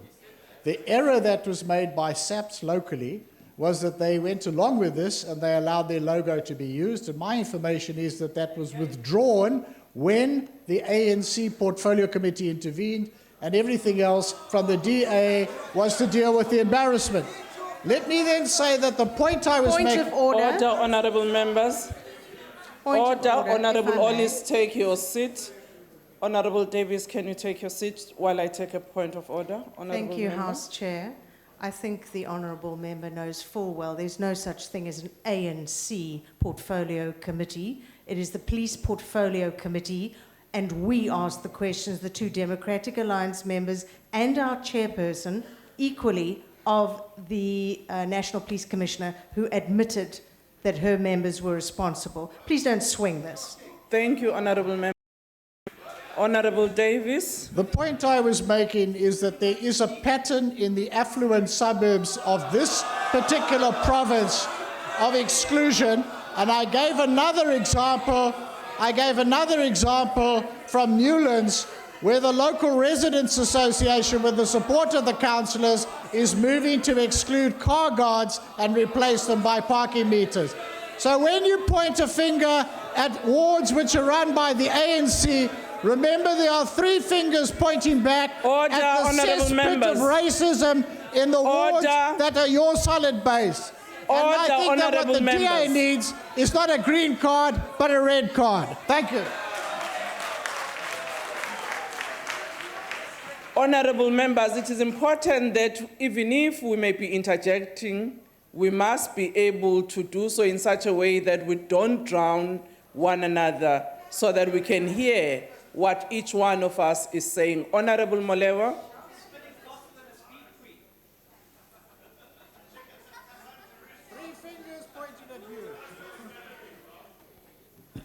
Thank you, Honorable House Chair. In response to the statement regarding Kent lion hunting, I just want to bring it to the attention of the Honorable Member from the IFP that Kent lion hunting is banned in South Africa. It's not permitted. I'm just going to read the section 26 regulation of TOPS. That's threatened species in our country. That regulation says no hunting of lion is allowed while lion is under influence of tranquilizer in controlled environment with certain caliber weapons as well, and the list goes on of what is not allowed. And that is really what's prohibited. What people call canned lion hunting, the definition of canned lion hunting falls within that which is not permitted under the circumstances. So there's no need to ban that which has been banned. The issue, however, here is that there are people in this country and worldwide who are calling for non-legalization of lion hunting and normal hunting in our country. I'm going to read the constitutional clause here that says, Section 24 of our Constitution, that's subsection B and 3. We need to secure ecological sustainable development and use of natural resources while promoting justifiable economic and social development. This is the law number 1 in our country that allows those who are operating within this space to be breeders. So there's a big difference between breeding and canned lion hunting. However, people breed for hunting. We as a department have done the following. We've issued regulations that prohibit hunting of the under 24 months lions. South Africans took us to court using this section of the Constitution. They succeeded because of that which is in this Constitution, in prosecution. And indeed, what is now happening is that under 24 lions are being hunted. We still see this as a problem because the court said it is not your baby, it is a welfare issue that has to do with DAF and putting in regulations in place to actually control this. Honorable Minister. Thank you. Your time is up. That concludes ministerial responses. I'll now ask the Secretary to read the first order of the day. Consideration of report of Standing Committee on Finance on Auditing Profession Amendment Bill. I now recognize the Chief Whip of the Majority Party. Thank you, Honorable Chairperson. I move that the report be adopted. The motion is that the report be adopted. Are there any objections? No objections. Agreed to. The Secretary will read the second order of the day. Auditing Profession Amendment Bill. I now recognize the Honorable Karim, the Chairperson of the Committee, who will address the House on the bill. Honorable Karim, I would prefer if you do it from here. It is a piece of legislation that we're dealing with.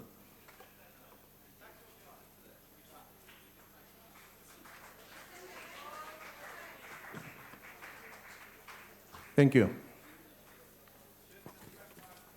Chairperson, I'm going to be especially brief. The Auditing Profession Act was passed in 2005. It provides for a framework, legal framework for the auditing profession, including the formation of the Independent Regulatory Board for Auditors. Now, if you want to be an auditor, until now what you do is you get articled and you write the public practice exam. The board, in consultation with other professionals and the industry, has decided that instead of an exam, there's a need for a training program. Because the exam at the moment, what it essentially does is test your general competencies or skills of a CA, a chartered accountant, not the specific competencies of an auditor. So it was decided by a large degree of consensus, if not altogether by consensus, that let's have instead an auditing development program, and the board brought its program to the committee, and we all, for once, this might stun you, Chairperson, but we all agreed on the bill. And all we did was amended here and there where the National Treasury Note Minister forgot to put registered before auditor. So you owe us a lot in our profound amendment to the bill. But may I add also, for those of you who don't know, and you should know that, to our alarm, that 21 years later, only 8% of auditors are African and only 23% women. So we expressed our concern. In a report to Parliament, we said we need to find new and innovative ways of the auditing profession becoming more demographically representative, and we've called on National Treasury, the board, other professional organizations, the universities and other higher institutions, Parliament no less, and whoever else who's relevant to ensure that this be changed over time. I thank everybody, including the DA, EFF, for cooperating on this bill, and we look forward to the same cooperation on the Banks Amendment Bill that's before us next week. Thank you indeed. Thank you, Honourable Member. Honourable Members, I put the question, are there any objections to the bill being read a second time? No objections. Are there any declarations?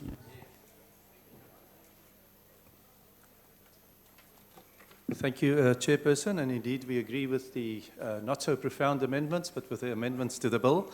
And in terms of also, we agree with the standards of the auditing profession in South Africa. Of course, we share your sentiments on that. We are all very proud of that achievement by this profession. Sir, the Democratic Alliance supports the concept of developing human capital in South Africa. Our country, we know, suffers from a severe shortage of critical skills, and we welcome any measures that will enable more people to obtain more skills more rapidly.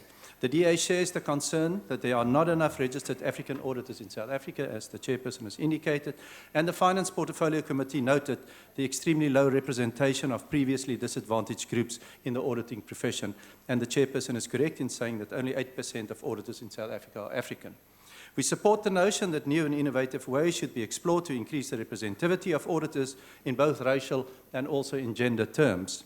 Although whilst auditing standards, of course, required cannot be sacrificed. Furthermore, we support the objects of the amendment bill that provide for the regulation of the candidate auditors. And I think that was the crux of the matter and the amendments made to. As a background to the bill, we note the establishment of an independent regulatory board for auditors, and also as a background, we note the Auditing Profession Act of 2005 that provides free education, training, and professional development of auditors, provides for the registration of auditors, and regulates the conduct of already registered auditors. Now, the audit industry, as was mentioned, industry professional bodies supported the initiative, and so does the CICA, the Chartered Accountants of South Africa, which manages also the exams for the career progression of candidate auditors.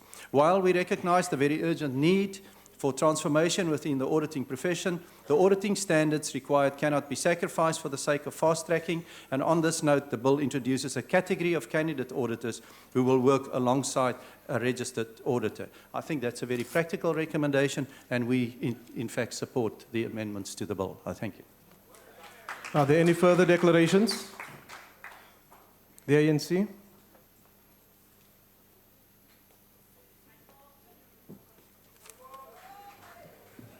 Thank you very much, House Chair. As the ANC, we note that the current Act does not regulate candidate auditors. And as earlier indicated, the proposed amendments will ensure that all aspiring registered auditors are under the jurisdiction of the Independent Regulatory Board for Auditors. The new introduced audit development program in this amendment will go a long way in ensuring that appropriate audit competency levels is realized by candidate auditors. It provides a chairperson an opportunity for a specialization period by professional accountants who want to become registered auditors. This model proposed in these amendments introduces a period of specialist training prior to any chartered accountant becoming a registered auditor. ANC support the amendments because, firstly, they ensure better audit services and protection to our people. We further support these amendments because we think they are on course to ensure that we construct a developmental South Africa. I thank you very much. Thank you, Honourable Member. The NFP. Thank you, Honourable Chairperson. ministers, deputy ministers, members of this House. On behalf of the National Freedom Party, I would like to express our opinion with regards to the Auditing Profession Amendment Bill.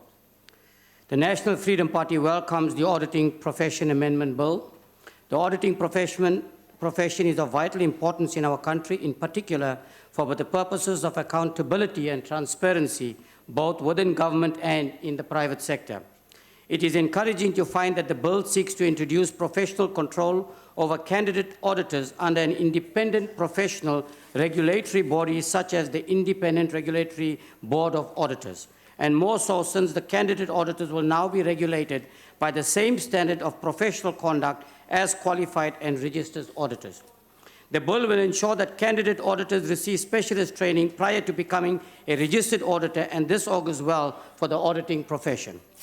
Very often, some of the duties of an auditor is delegated to a candidate auditor, and the professional control and oversight mechanisms introduced by the bill will, in our view, promote increased professionalism and certainly in the auditing profession.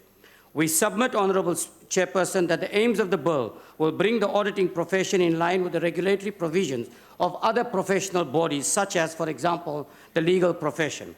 The National Freedom Party also welcomes the amendment to synchronize the auditing profession with the provisions contained in the Companies Act of 2008. We submit, Honourable Chairperson, that uncertainty in law causes confusion and creates loopholes whereby legal provisions might be flaunted with impunity. By aligning the auditing profession with the provisions of the Companies Act, a greater degree of certainty will be introduced to give full effect to the purpose and support of the Companies Act. In particular, the National Freedom Party is encouraged by the inclusion of the provisions which excludes a person who has applied for debt review from entering or practicing in the auditing profession. It is truism that one cannot rely on someone to pronounce and advise on one's finances if that person cannot manage his or her own finances themselves. This amendment can only be positive for commerce and accordingly ought to be welcomed. In conclusion, Honourable Chairperson, the National Freedom Party supports the Auditing Profession Amendment Bill. I thank you. Thank you, Honourable Member. The IFP.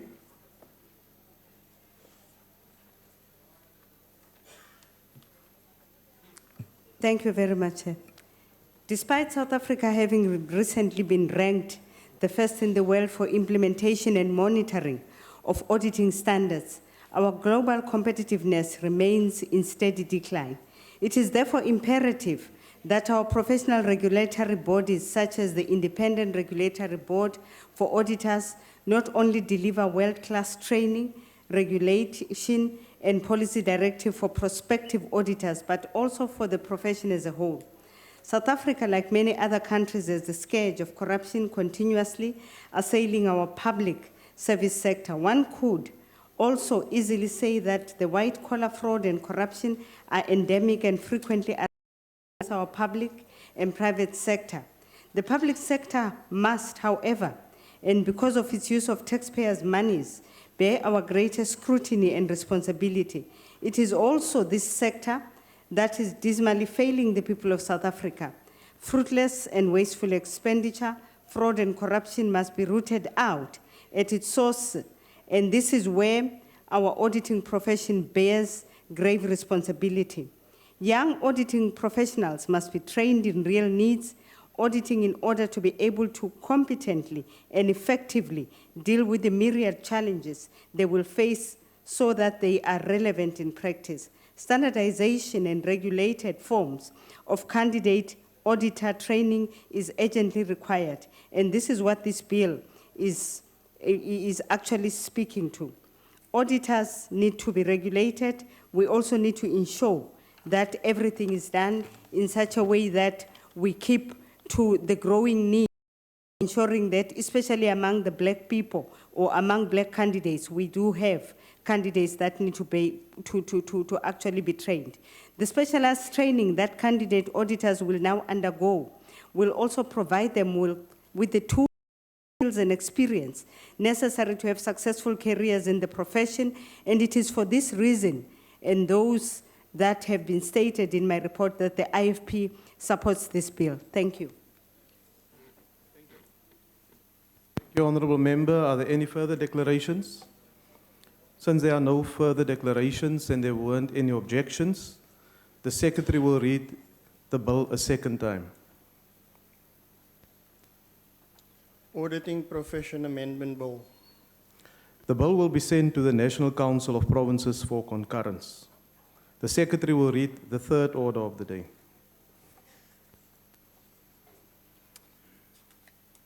Consideration of report of Standing Committee on Appropriations on Division of Revenue Bill. I now recognize the Chief Whip of the Majority Party. Honorable House Chair, I move that the report be adopted. The motion is that the report be adopted. Are there any objections? No objections, agreed to. The Secretary will read the fourth order.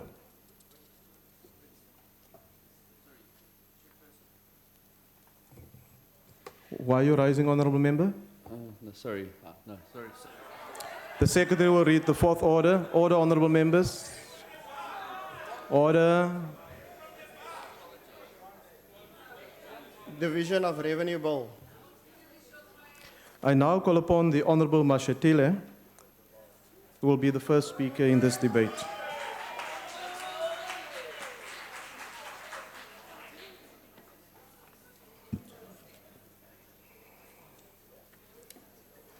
Honorable House Chair, Honorable Ministers, Deputy Ministers, Honorable Members, Honorable House Chairperson, the Minister of Finance tabled the Division of Revenue Bill on the 25th of February 2015 as required by Section 214(1) of the Constitution, that every year a Division of Revenue Act should determine the equitable division of nationally raised revenue amongst the three spheres of government. The Division of Revenue Bill is also tabled in line with the requirement of Section 271 of the Public Finance Management Act, Act 1 of 1999, that requires that the Minister of Finance table the annual budget before the start of the financial year. As part of the budget process, Section 9(1) of the Money Bill Amendment Procedures and Related Matters Act, Act 9 of 2009, requires that the Committee on Appropriations from the National Assembly considers reports on the bill immediately after the adoption of the fiscal framework. In addition to the National Treasury's input, a number of submissions were received from various stakeholders by the committee, namely from the South African Local Government Association, SALGA, Financial and Fiscal Commission, FFC, as well as the Parliamentary Budget Office, PBO. And these inputs were also considered in processing the bill. Honorable House Chairperson, it is for this reason that I would like to take this opportunity to table the report of the Standing Committee on Appropriations on the Division of Revenue Bill 2015. Honorable House Chair, let me from the onset indicate that the report has been unanimously adopted by the committee, and the report is available on the ATC of Parliament for members' perusal. I will therefore not read the report. I should also indicate that while the report was unanimously adopted, the Democratic Alliance did indicate that they reserve their right to decide in the House whether they will support or not. Furthermore, Honorable House Chairperson, I would like to make a few remarks on the Division of Revenue Bill 2015. The overall 2015 Division of Revenue Bill makes available an amount of 1.2 trillion rands, which is an increase of 86 billion rand, or 7.6% for the current financial year compared to the previous financial year. The MTF budget allocation is also expected to increase up to 1.4 trillion rand by 2017-18 at an average of 7.8%. Honorable members should appreciate that this budget growth takes place at a time of sluggish economic growth in South Africa. Economic projections has been revised downwards to 2% for 2014-16 and forecasted to increase marginally below 2.5% by 2016-17.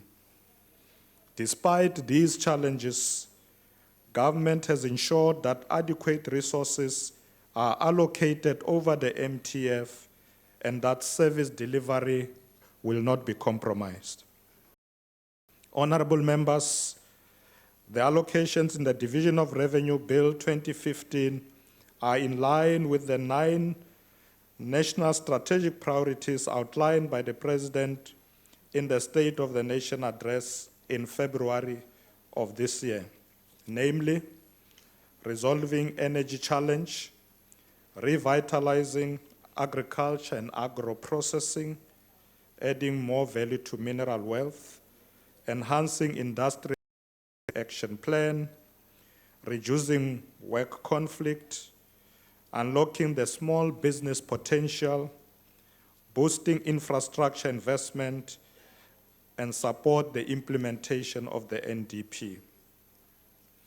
Although there has been downward revision and reprioritization of some provincial grants, this was done in a manner that cushions key basic service delivery areas and infrastructure provision.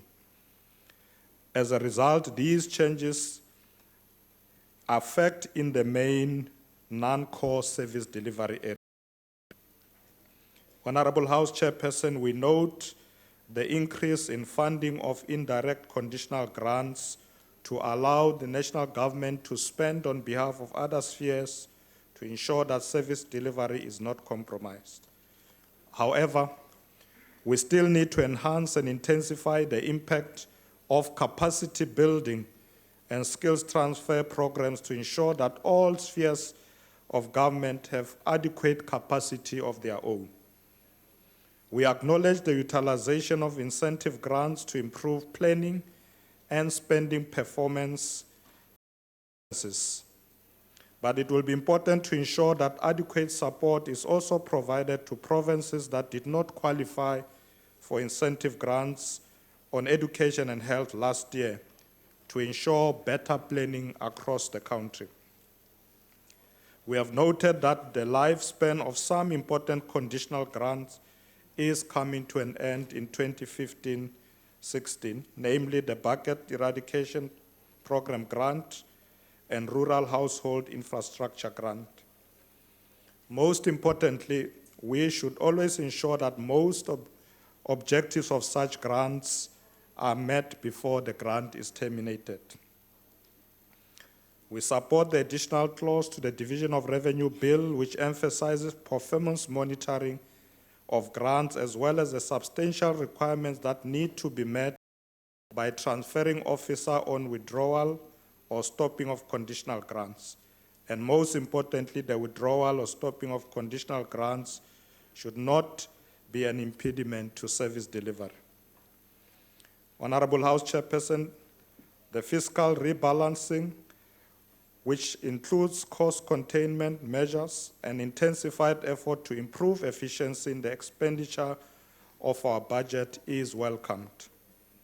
We welcome the need to maintain fiscal consolidation as a means to achieve economic sustainability without compromising the poor and infrastructure. This is why the capital budget remains the fastest growing item for the non-interest spending over the medium-term period. The first Deputy MD of the IMF, Mr. David Lipton, has agreed with our approach when he was speaking at the University of Cape Town early in March this year, when he acknowledged the progress made by our government, and he had this to say, and I quote, "The country has made tremendous progress in reducing poverty, but the levels of income inequality remain significant." Honorable House Chairperson, in order to maintain the expenditure ceiling across the board, cuts should not be used as one size fits all, but the focus should be on poorly spending programs or non-performance. The new clause 14 in the division bill, which aims to institutionalize the Built Environment Performance Plan, BEPPs, as a tool for changing the spatial development patterns of our cities is welcome. This development initiative aims to give direct expression to other important intentions of the Division of Revenue Bill, such as furthering financial municipal capacity, certainty, accountability, and it should foster better integration. The provincial equitable share has been affected by a number of issues, including function shifts. It has declined by 2.3 billion as a result of the following function shifts: further education and training, National Health Laboratory Services, Port of Health, and South African Road Agency Limited. An amount of 149 million rands has been reprioritized from the Provincial Road Maintenance Grant to SANRAL for the delivery of the Muloto Road Infrastructure Project to help reduce road fatalities. We have noted that the local government equitable share allocation has experienced a positive real growth of 5.6%, above the 4.3% inflation growth over the MTF, as a main instrument for funding basic services. We have noted the potential reduction of expenditure with a special focus on non-core goods and services, and the establishment of e-tender portal, price referencing system, and the expansion of Treasury's instruction node as part of the pillars to entrench cost containment measures. Thus, we believe the 2015 Division of Revenue Bill ushers our country into the second phase of our ongoing transition from colonialism to a national democratic society that is truly non-racial, non-sexist, united, democratic, and prosperous. It is during this phase of our transition where government is called upon to accelerate the pace of social and economic transformation by implementing radical programs that will place our country on a different development path. Therefore, this Division of Revenue Bill lays the basis for the implementation of such radical changes over the MTF period and beyond. Honorable House Chairperson, our icon, Dr. Nelson Mandela, once said the following: "It always seems impossible until it is done." Martin Luther King Jr. had this also to say, and I quote, "If you can't fly, then run. If you can't run, then walk. If you can't walk, then crawl. But whatever you do, you have to keep moving forward."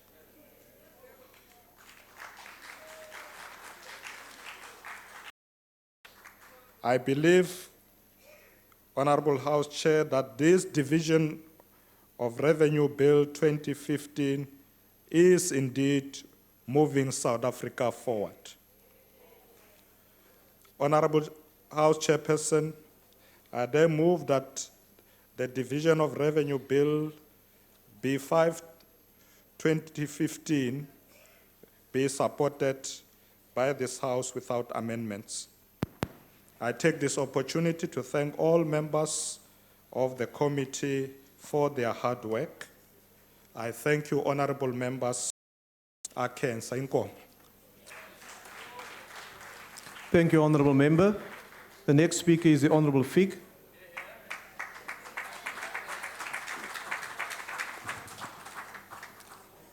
Honourable House Chair, the Division of Revenue Bill is possibly the most significant money bill that comes before Parliament, as it concerns the revenue raised nationally among the national, provincial and local spheres of government for the financial year. and ensures that money raised is appropriately spent by those spheres of government. Principally, there are two concerns in this regard, namely how revenue is divided and how revenue is spent. On the issue of how revenue is divided, one thing is clear. There is less money for government to spend as we do not generate enough revenue to satisfy the needs of the country. The 2015 budget amounts to approximately 1.2 trillion rand. After making provision for debt service costs, the total revenue available for the 2015 year amounts to roughly 1.1 trillion rand. A slowdown in spending growth has been proposed, with the expenditure ceiling being reduced by 10 billion rand in the 2015-16 year and 15 billion rand in the 2016-17 year. There will also be a reduction of 11 billion rand in the allocations for provinces and almost 2 billion rand in reduction in allocations to local government over the next 2 fiscal years.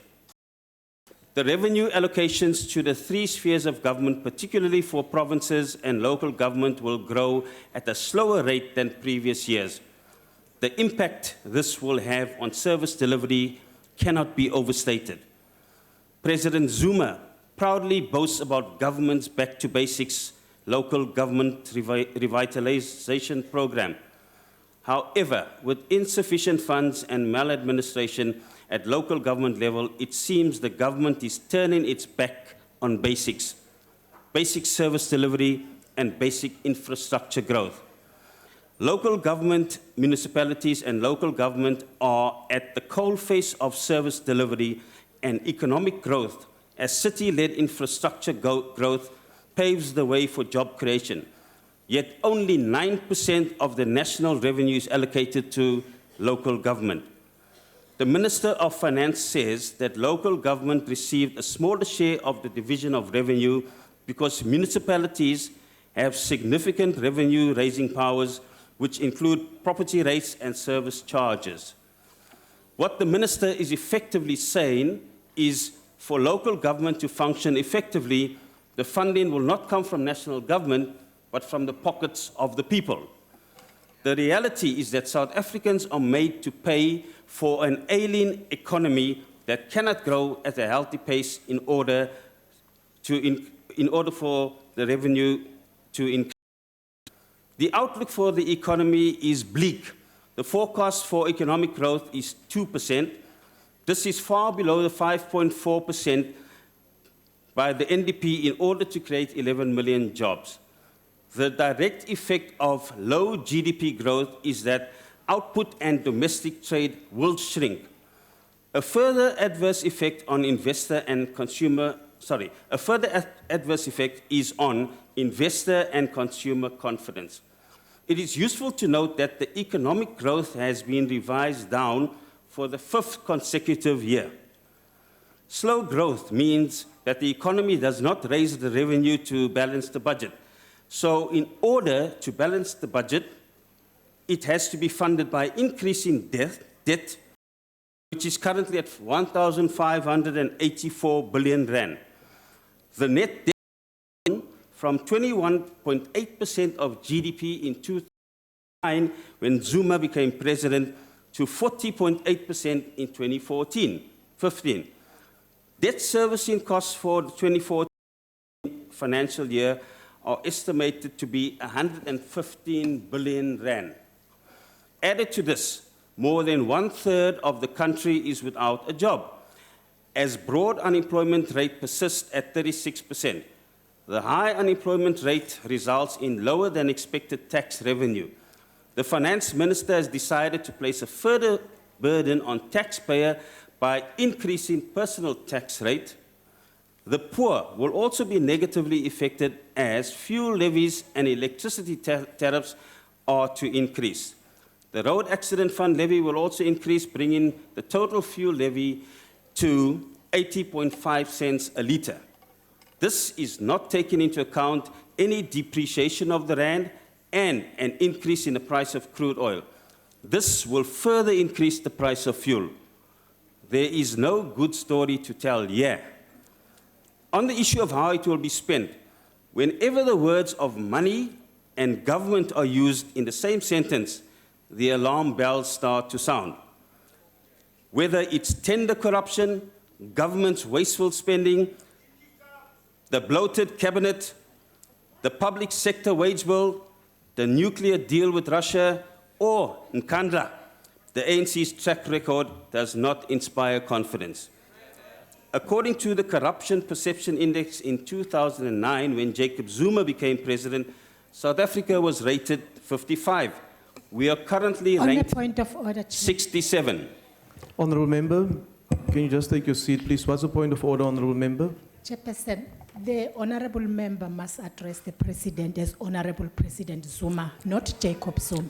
That's correct, Honourable Member. Honourable Fick, will you address the President as Honourable? As long as he doesn't take it literally. Honourable Fick, will you address the President as Honourable, please? Order, Honourable Members. Honourable Jacob Zuma. We currently ranked 67. While the President believes corruption is a Western concept, that does not detract from its far-reaching effects. It is widely accepted that South Africa loses at least 30 billion rand a year to corruption. Add to this the uncertainty about land reform and property rights following last month's SONA, then investor confidence hits rock bottom. As a result, investors begin to look elsewhere, and this is aggravated further by the likelihood of the United States of America increasing interest rates, which will make emerging markets becoming even less attractive for investors. An additional risk is one of further credit rating downgrades.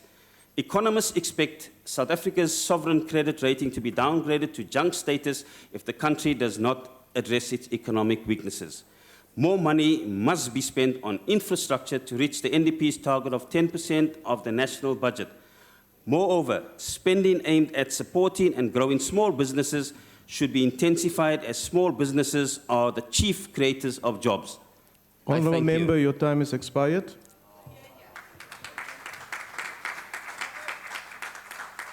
The next speaker is the Honourable Low.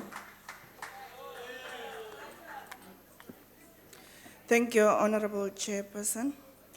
The EFF will not vote in favour of the Division of Revenue Bill. Fundamentally, we do not believe in the way government's budget is structured because it will not respond to the poverty, underdevelopment, and inequality of our people.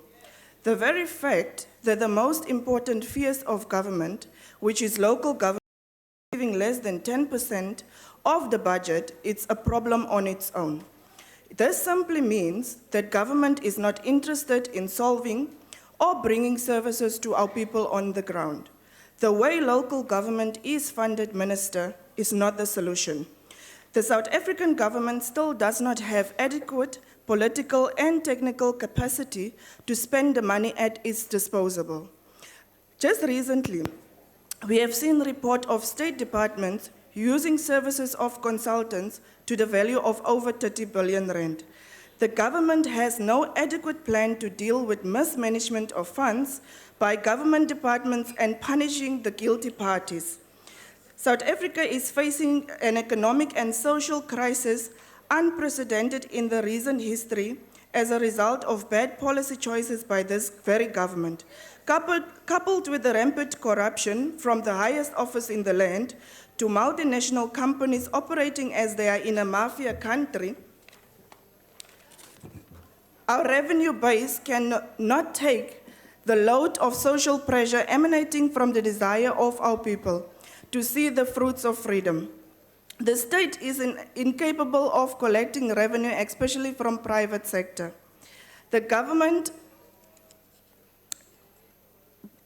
move by the government to increase taxes on the already constrained tax-paying citizens while allowing multinational companies to freely loot our resources through base erosion and profit shifting is just an indication that the ANC have no clue what needs to be done.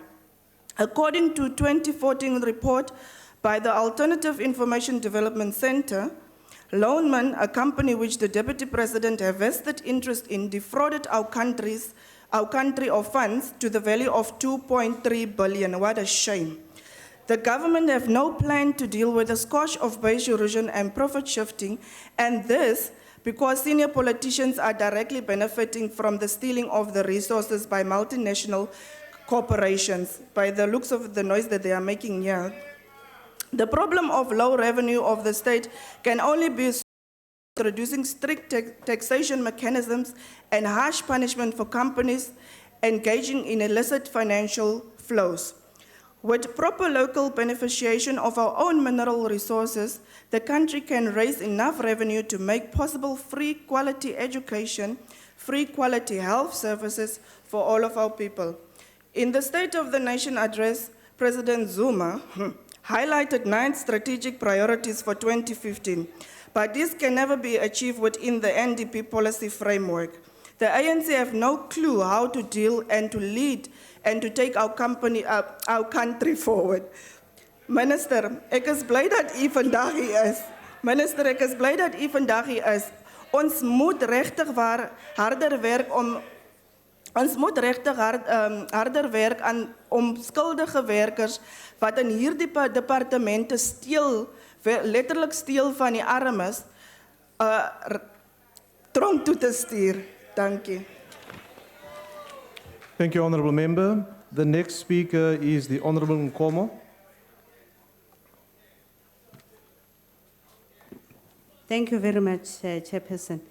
The intergovernmental process of dividing revenue equitably among all spheres of government in order that they may provide basic services and perform their mandate, duties, and functions is one fraught with dangers and difficulties.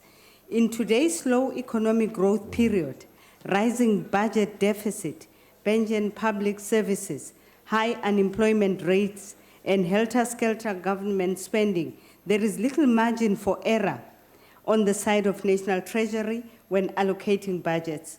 We are underperforming when compared socio-economically against our emerging market peers, and this should provide us with cause for great concern, as our peers seem to be themselves to blame for our slow economic growth. Through continued reckless and inefficient spending and increased public service wage bill, our public services are fast becoming a dependent and non-contributor to our economic recovery.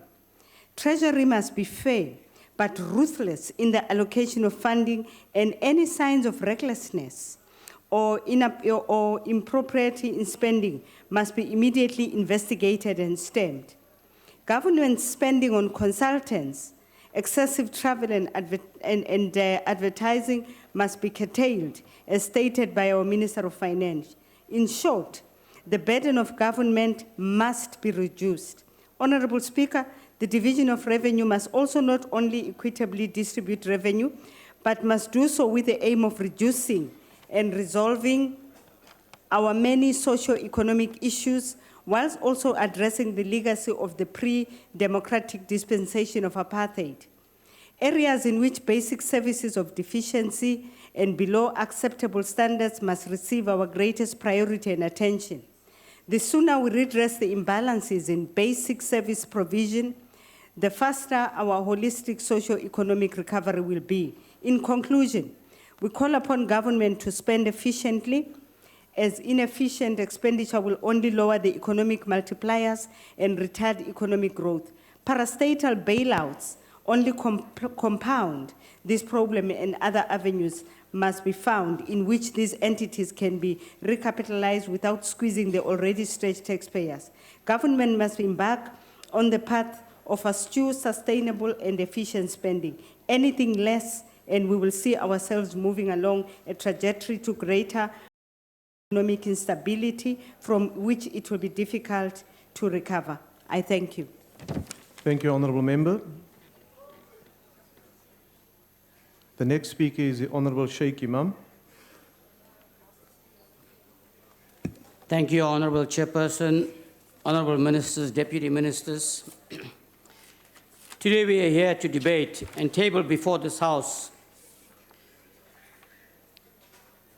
by the Minister of Finance on the 25th of February. Honourable members, we are all aware of the fact that the 2015 Division of Revenue Bill comes at the backdrop of a tight economic environment.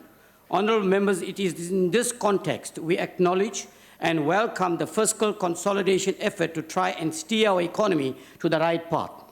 And we are cognizant of the many efforts aimed at cushioning social spending and service delivery against the effect of fiscal consolidation. Honourable Chairperson, I've been listening, and it would appear that many members are saying service delivery, service delivery, service delivery. I have been to many parts of this country personally myself, and I can assure you, I have seen water being delivered in areas that nobody ever thought will happen. I have seen electricity, I have seen houses, I have seen service delivery. So we can come here, Honourable Chairperson, and oppose and oppose and oppose, but if we have the interest of the people of this country at heart, we won't be opposing, but be proactive in going out there and working together to deliver. Having said this, Honourable Chairperson, I think it is high time that we inject practical meaning to the words value for money and efficiency. Honourable Member, will you take your seat, please? Honourable Member, will you take a seat, please? Honourable Member, why are you rising? I think the member is wearing the wrong colors. It should No, Honourable Member, Honourable Member, take your seat, please. May I remind Honourable Members that we should not use the opportunity to disrupt the member on his speech. Continue, Honourable Member. Thank you, Honourable Chairperson. If you don't tell people what they want to hear, they're always going to make a noise. Having said that, Honourable Chairperson, I think it is high time that we inject practical meaning to the words value for money and efficiency. Value for money and efficiency cannot continue to be used as mere notions that we use during the disbursement of funds to government departments, municipalities and state institutions. Honourable members, I agree that we have used these noble terms many times in our respective speeches, but I wish I would say the same when it comes to practical application during the implementation of budgets during the financial year. Local government, being the sphere of and the coalface of service delivery, should apply the notion of value for money with utmost seriousness. And for me, Honourable Chairperson, this cannot happen unless there are clear consequences for wrongdoing, mismanagement and misappropriation of funds. Honourable Chairperson, we welcome that infrastructure finance that across government, including state-owned companies and other public entities, is estimated to amount to 74 billion in the 2015-2016 financial year alone. However, Honourable Members, success in the building of infrastructure will and cannot be a success for so long as there is poor coordination among state-owned companies, national, provincial and local government.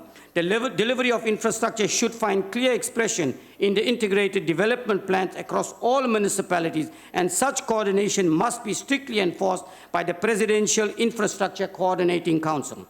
Honourable Chairperson, it is high time that ministers collect what is owed to them, because if they continue to write off millions and millions of debt, they will not be in a position to find a sustainable revenue and will burden the state even further. Honourable Member, your time is now expired. We support this. Thank you. The next speaker is the Honourable Kwankwa. Well, thank you very much, House Chair. I regret to inform you that I haven't seen the service delivery that my colleagues were talking about earlier. So, thank you very much, and honourable members. Mastete Kalangalom was the increase in direct and indirect grants. Order, honourable members. Thank you, Speaker. Honourable members, can we give an opportunity for the member at the podium to be heard, please? Thank you. Much obliged to you, sir. City, I understand the purpose and the rationale behind these indirect grants. But the question of honesty wasn't about, do we leave it open-ended? If we're talking about building capacity, because at some stage these municipalities, do we leave it open-ended, or shouldn't we be asking ourselves a question, until when are we going to do that? That also includes the issue where we normally talk about municipalities is a limited revenue raising capacity. Yes, we acknowledge it's a problem, but what are we doing about it? Do we help them? You know, Klausiapa, Masitu Eastern Cape, no, we are Kobo, Okanye, we are Mzegelo, Pai Konkobe. Bakono Maspala Banits by Quale. Code of Mans could bana capacity, Banoneti, so could Bawas raise revenue. but asenzi loo nto. Now uyofumanisa abanye uyofumanisa ingathi badlala upuca, abanye badlala undize. To the point where I actually made a commitment to myself ukuthi next time xa ndisiya kwabamasipala ngakumbi abazimelayo badlala undize, ndizawuxela lana kudlalwa abantwana ndithi ndize bazothi hoyi, so that I can go looking for them so they can start doing their jobs properly. The other issue is the one which we always talk about, highlightile obviously nakwi-issue edibenise ne-salary bill public sector in general. That kwi-province, 60%, almost 60%, I think it's 9% of the allocation here kwi-provinces. Iye kubhataleni imali abantu abangasebenziyo, not bonke obviously, there are those who are working. But the bottom line is if we're not getting service for, value for money, icacile ukuthi likhona iqela elivuzayo lifuna. Now, the other very important issue I think Chairperson committee highlighted when he was introducing the report was the issue ukuthi we get parastatals. Ukuthi nazo zithi omasipala qale babhatala amatyala bawo parastatals and vice versa. Because the problem, I think at some stage, Mr. Minister will recall that there was a reports in the media that omasipala will owe Eskom about 10 billion rands. I'm not sure if we've addressed that, but he knows that to a large extent we address some of the problems is experienced from Eskom and vice versa. I'm much obliged to you. Thank you very much. The UDM supports the Division of Revenue Bill. Thank you kindly.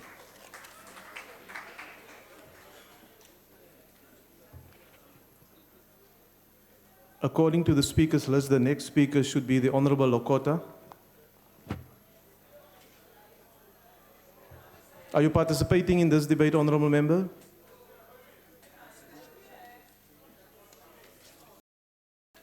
Okay. May I ask the table staff just to synchronize the screen and the list that's in front of us with one another, please? The Honorable Shope Sitole.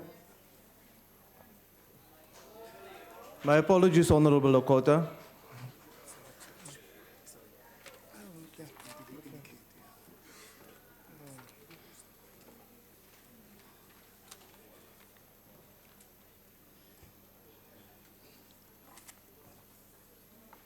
What is it?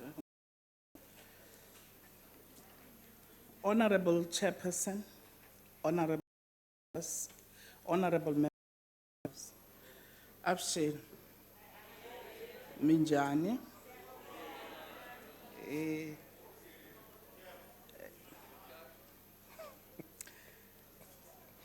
this day takes me back to 1991. And that is why I'll dedicate my speech to the late Utata Walter Sisulu and Utata Kobi. It was in 1991, we were newly elected treasurers of the ANC, and we went for a workshop. And we were told that we are going to attend a donors conference in Arusha, Tanzania. What went in my mind is that I did not know what we were going to do. I did not even understand what it is to be a treasurer. Then Ubaba Sisulu said to me, you will sit next to us, me and Nkobi, so that Uba Nkobi must teach you what it means to be a treasurer of the ANC. I was looking forward for a very long lecture, but Uba Nkobi said to me, you know, Sheila, what it means is that when everybody else says, Viva ANC, you don't do that. You look at the money. So that is what I am going to do in this parliament. When everybody says Viva ANC, I'll be looking at the money of the state. You know, comrades and friends at home, the division of revenue is about the division of money amongst the spheres of government so that services can be delivered to the people. But what happens is that people who don't care about the welfare of the people will not support this division.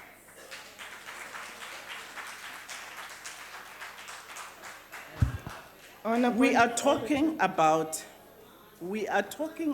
Honorable Sitole, will you take a seat, please? I want to hear why this member is rising. Yes, Honorable Member. Chairperson, I think the speaker is misleading the House. No, Honorable Member. No, you haven't even heard why Honorable I'm Member. saying why she's misleading the House. Honorable Member, what is the point that you are rising on? You On haven't even what is your heard. point of order? Just be patient and listen, and then you will hear it. What is the point of order, Honorable Members? The point of order on which I'm raising, I'm saying the member is misleading the House in essence that she's saying members that don't agree with this bill don't care about the well-being of people. We do Order, care honourable about members. the well-being. That's why we are saying it's not equally Okay. distributed. Thank you, Honorable She Member. cannot say that. Honorable Member, that's a point for debate. Honorable Sitole. Order, Honorable Members. Achtbare voorzitter. Order, Honorable Members. Achtbare voorzitter. Ik is bezig met baie ernstige sake van die stad. Van die Republiek van Suid-Afrika. Ik heb geen tijd voor kinderspeletjies hierso.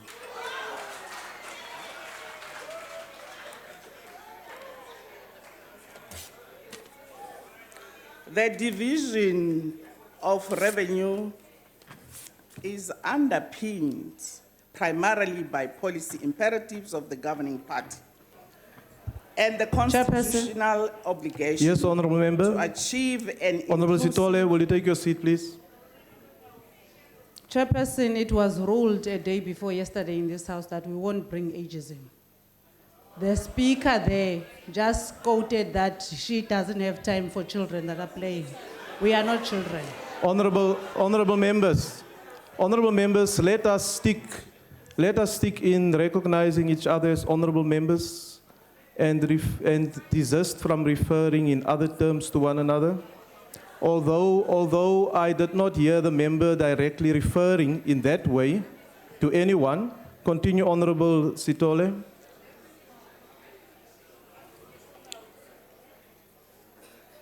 In what has been correctly described as the second phase of the radical economic transformation, the ANC views the division of revenue as a strategic opportunity to finance our policies while talk of both global and domestic ensure that policy programs are brought into effect through provisioning of the necessary financial resources across the three spheres of government. This is intended to foster transparency and ensure smooth intergovernmental relations. Local government is an important sphere of government when it comes to delivery of basic services that directly affect communities. Services such as clean drinking water, electricity, shelter, waste removal, and roads are basic human rights which are essential components of the right to dignity as enshrined in our Constitution and the Bill of Rights. The 2015 budget maintains the baseline allocation for the local government equitable share, improving access to basic services in a central policy priority, and the local government equitable share formula is structured to ensure that the cost of providing free basic services to indigent households is updated to account for above inflation increases of electricity and bulk water supply.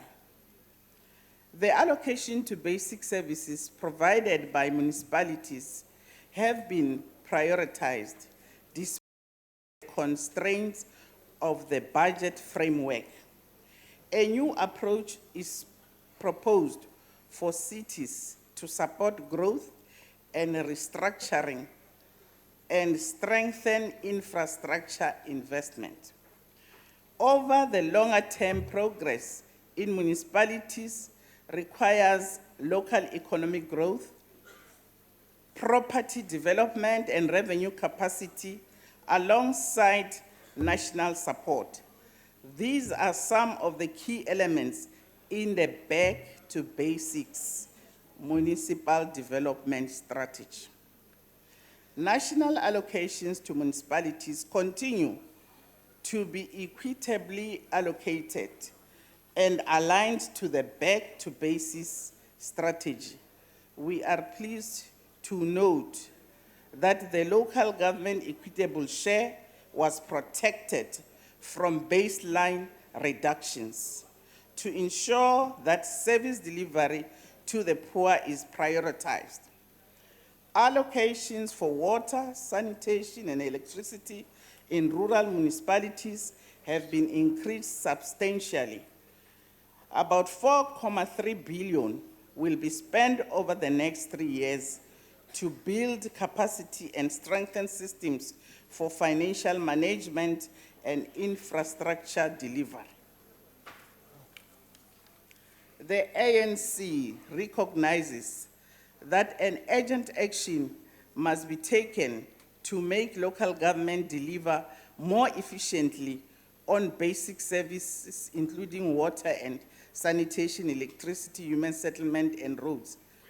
In his State of the Nation address, His Excellency President Zuma presented the 9-point plan to boost the economy, which include the creation of townships and rural enterprise, building of water, sanitation, and transport infrastructure. In line with the medium-term strategic framework and the National Development Plan, the 2015 budget prioritizes spending on economic infrastructure such as roads and transport, electricity, water, and sanitation. The collaborative review of local government infrastructure grants will give special attention to the maintenance of infrastructure. National Department of Government must provide infrastructure support to the local government through transfers, primarily the Municipal Infrastructure Grant. Finance Minister Honorable Nene announced a 46.9 billion allocation to the grant over the next 3 years. Over the next 3 years, slower growth in conditional grants and above inflation increases in bulk water and electricity costs mean that municipalities will have to reduce spending on non-core items and review their focus on delivery basic services. Government targeting to build 1.5 houses by 2019 and has allocated 33.3 billion to metropolitan cities over the next 3 years. Ni lava ku bulanyana na n'wina hi timhaka leti ti humelelaka haleni. Parliament. Honourable Member, unfortunately your time has expired. Ego.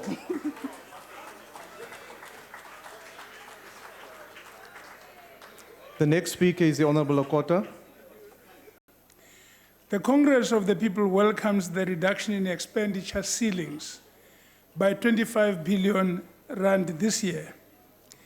There must be no relaxation on this score.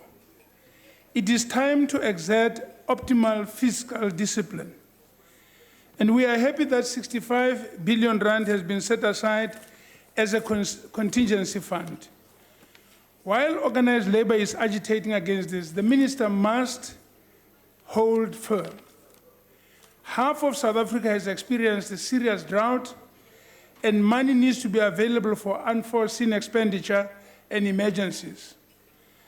We accept that local government must have funds to address the spatial transformation of our cities, consistent with our constitution. We, however, insist that the Municipal Finance Management Act is strictly applied and no deviations are allowed. The tender processes must be fully transparent and whistleblowing must be encouraged. The Office of the Auditor General has for many years pleaded for serious consequences for officials in municipalities ignoring the strictures of the Municipal Finance Management Act and those who ignore the Public Finance Management Act. There's just been no political will to deal decisively with transgressors. Now, Standard & Poor has given our government 2 years to mend the economy and enforce the strictest financial controls. There's no time to lose.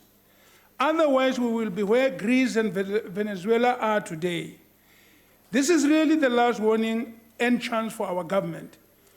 On the issue of funding the creation of viable and dynamic economic hubs in all our urban townships, large as well as small, we agree. Indeed, we want to see investments being made where people live so that is where they can also find work. Another issue we want to take up is that of improving forward planning and the efficiency of spending. Why do we always speak through the mouth of government about this and yet do nothing about it? Finally, the allocation of 1.1 billion rand over the medium-term expenditure frame period for improving broadband is also a small start. South Africa needs cheaper and faster broadband. At present, as the race relations has recently shown, our country is 10 times, broadband is 10 times more expensive in our country, but much slower than that in the British, the United Kingdom. We need to speedily correct this and therefore set aside a bigger budget. The speed of our economic growth will be in direct proportion to the speed and affordability of broadband. I thank you. Thank you, Honourable Member. The next speaker is the Honourable Chaisa.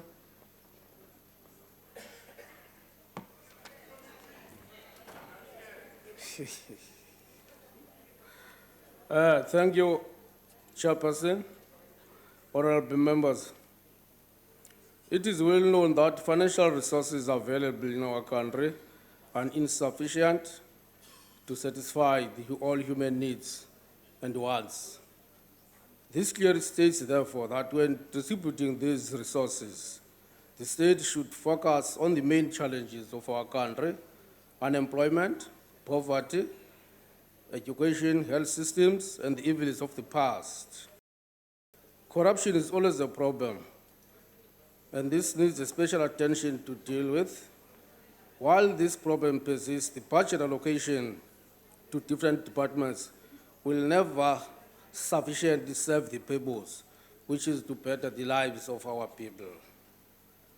The issue of labor brokers is one of many which contributes to the slow growth of our economy.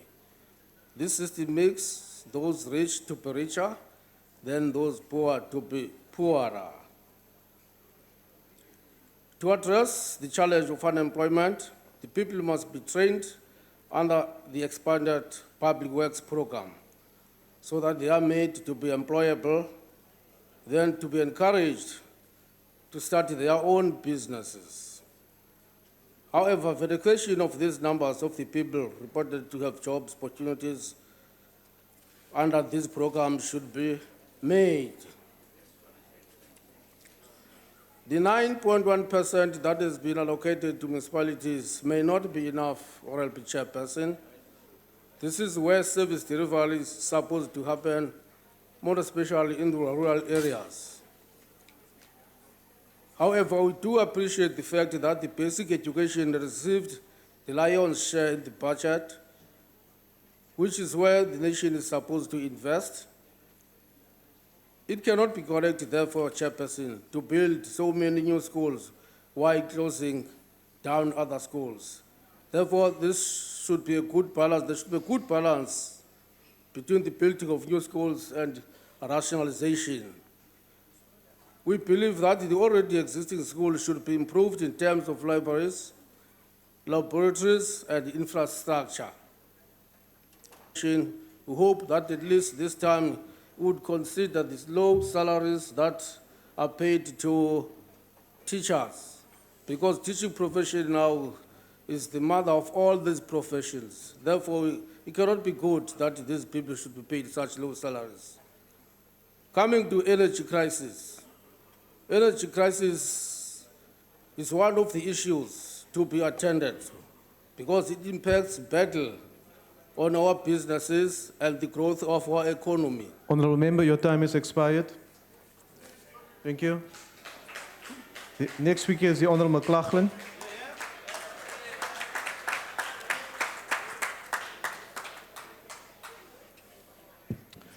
Honourable House Chair, on the 19th of February 2015, Honourable President informed this House that South Africa's problems started on 6th April 1652, when Jan van Riebeeck landed here in the Cape.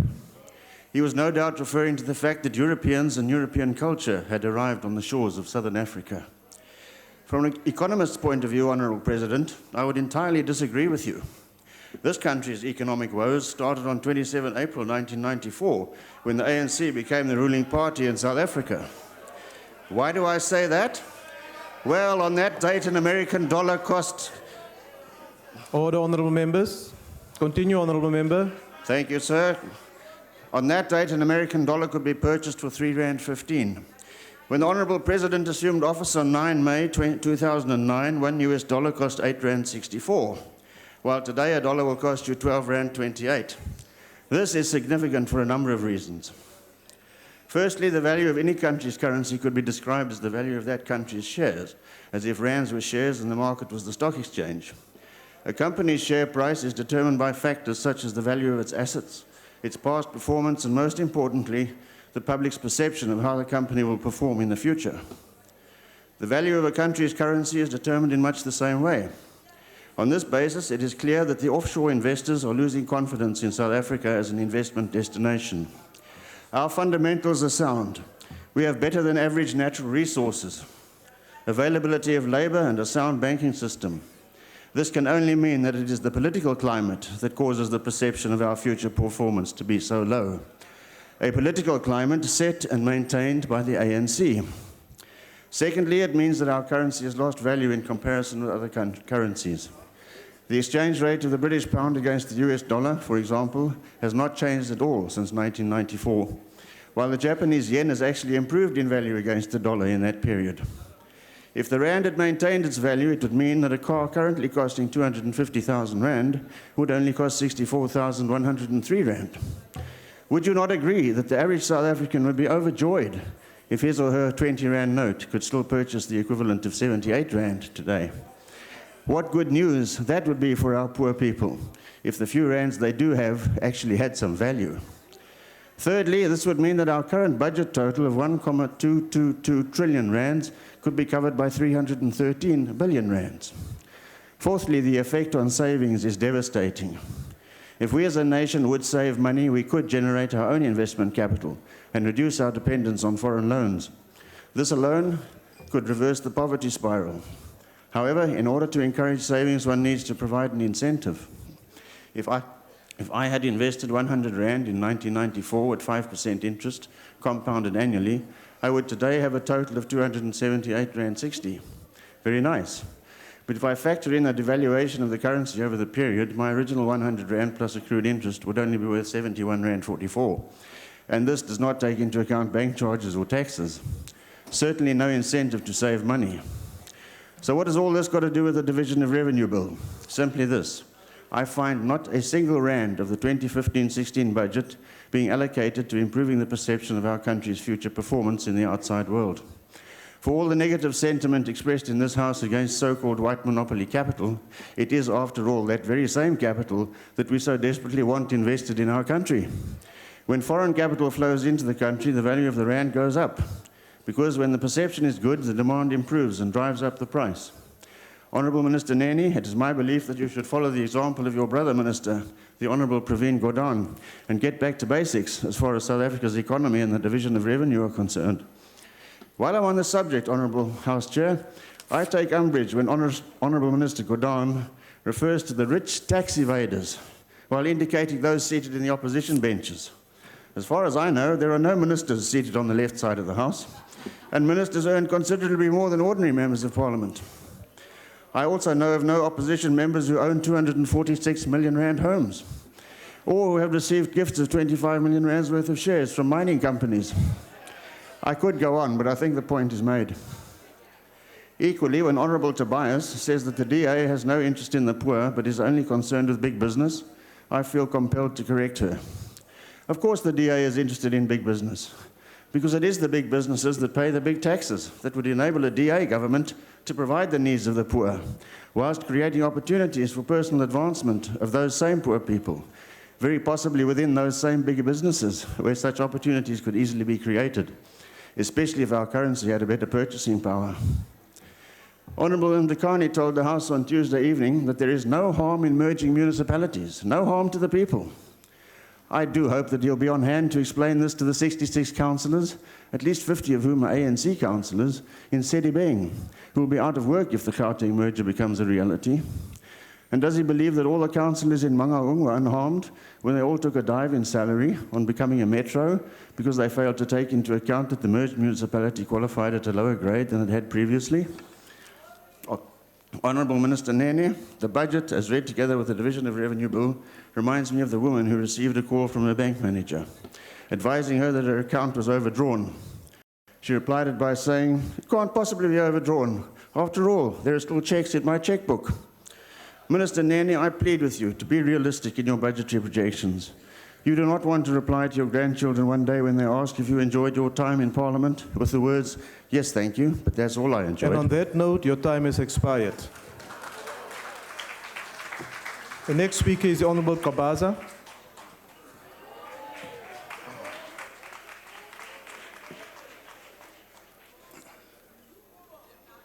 Honourable Chairperson, Honourable Ministers and Deputy Ministers, Honourable Members.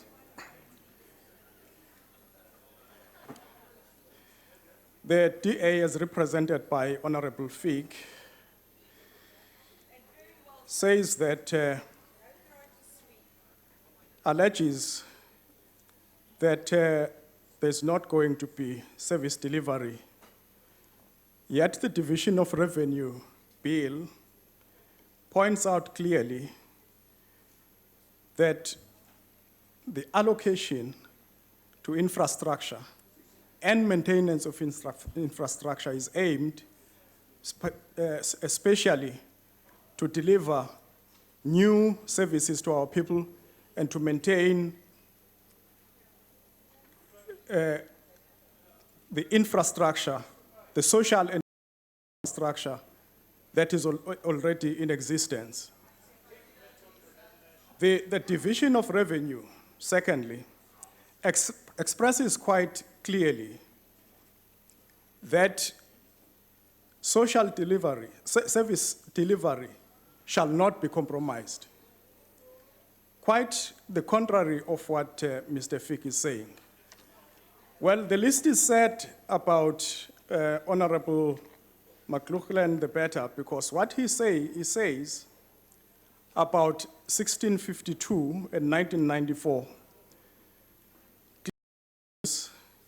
that he and his DA gang, having benefited from the proceeds of colonial and apartheid oppression and exploitation and land dispossession of the black majority since 1652 to 1994, he and all of them now decry the defeat of colonialism and apartheid and exposes the DA policies which seek to reverse this country and take it back to the apartheid and colonial times. Well, let it be clear, you will not, the DA will not be able to reverse this country back to colonialism and apartheid.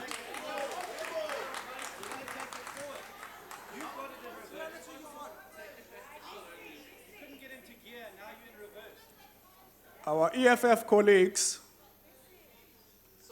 say that they do not support the Division of Revenue Bill, well, clearly into enishoyo kubantu bakithi nalabo abanisupportayo ukuthi anifuni bathole izindlu namanzi nogesi, anizimisele ukuthi umnotho uthuthuke, small businesses nama cooperatives athole usizo lukahulumeni. That is what you are saying to the people of this country, and I don't know why they should continue voting for you.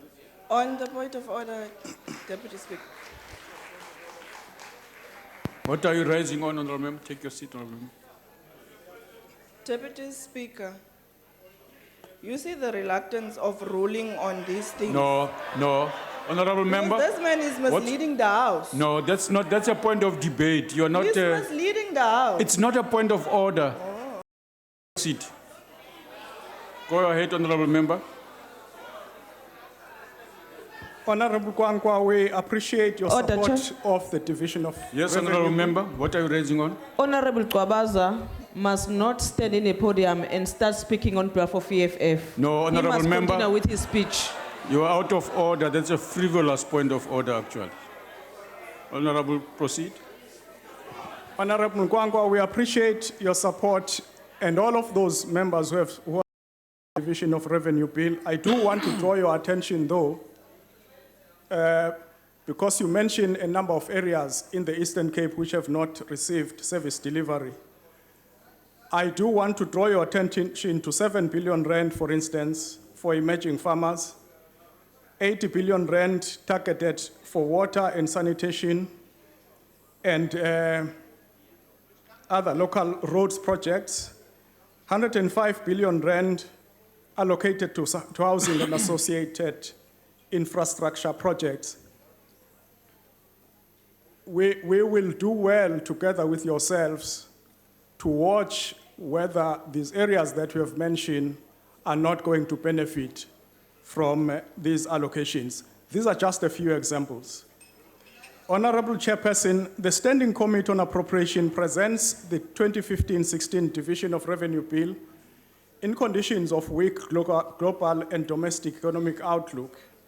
The IMF World Economic Outlook, for instance, estimates that the economic growth in the Eurozone, which is still South Africa's largest trading partner, is going to grow its economy by 1.2% in 2020. The United States by 3.6% in the same year, financial year. This suggests that the demand for South Africa's export goods to the Eurozone remains low, and therefore, corporate income tax and foreign currency earnings into the country have declined. National Treasury itself forecasts our economic growth at 2%, and this means that we must double our efforts. Indeed, it will happen. We will achieve even 5% by 2019. This means that we must double our efforts to grow our economy, create more decent work, and increase our tax revenue base. Notwithstanding the reduction in spending by 10 billion rand in 2015-16 financial year and 15 billion rand in the 2016-17 financial year, government spending increases by 2.1% in real terms over the MTF period. The ANC government is determined to sustain spending on the priorities as pronounced in the ANC Elections Manifesto in 2014, and these are creation of more jobs, decent work and sustainable livelihoods, rural development, land reform and food security, education and training, health, human settlement and basic service. The ANC recommits itself to the implementation of the Freedom Charter to pursue the goals of creating a national democratic society and to deliver to our people a better life for all. The equitable division of revenue across the national, provincial, and local spheres of government emphasizes the need for efficient spending of public funds and value for money, building the social and economic infrastructure. And so, there must be efficiency in building houses, water and sanitation, electricity, schools and healthcare infrastructure, as well as the infrastructure in the construction of roads, rail, port, and ICT. This proposed division of revenue also allocates funds to the maintenance of all of this infrastructure. The ANC is keen to see efficiency in public spending. Our people expect efficiency and value for money in the services we deliver to them. During the State of the Nation address, His Excellency President Zuma announced the 9-point plan to boost economic growth, and as part of the process of radically transforming the economy in a manner that changes the patterns of ownership of the means of production for the attainment of inclusive growth. I shall not reiterate the 9-point plan. The chairperson, Comrade Paul Mashatile, has already referred to them specifically. The Division of Revenue Bill proposes the funding of the 9-point plan over the MTF period in order to develop and grow the economy in pursuit of creating decent work, eradicating poverty and inequality, and achieving the 5% GDP growth by 2019. ANC yakubalula ke futhi nokuthi lesi sabelo sezimali siyayandisa imali eya kohulumeni basekhaya ukuze kwakhiwe ingqalasizinda entsha kugcinwe futhi leyo eseyakhiwe esimweni esihle sokusebenza. Sinxusa ke abantu bakithi ukuthi le ngqalasinda eseyakhiwe nesazokwakhiwa bayiphathiswa kwezikhali zamantungwa bayivikele. Okubalulekile futhi ngalesi sabelo sezimali esiphambu kwalendlu ehloniphekile ukuthi imali yesibonelelo sogogo nomkhulu, izingane kanye nabantu abakhubazekile yenyukile. Ngokunjalo nemali yokudla ezikoleni igcinwe enani eliphezulu kakhulu lika 18 billion rand. Konke lokhu kwenziwa uhulumeni ngoba ukhongolose uyakhathalela ukuthi izimpilo zabantu abadala, izingane abakhubazekile kanye nabafundi zingabi bucayi kodwa zithuthuke ngaso sonke isikhathi. Through the 2015-16 Division of Revenue, the ANC government reaffirms its commitment to implementing the development plan in pursuit of a non-racial, non-sexist, prosperous, and democratic society. Chairperson, the ANC supports the Division of Revenue Bill and recommends that this Parliament passes it. I thank you.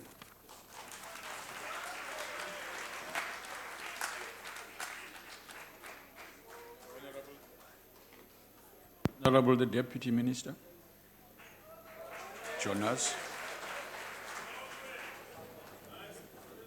Honorable Deputy Speaker, members of the House, can I take the opportunity to thank you for providing us the opportunity to participate in this very important debate.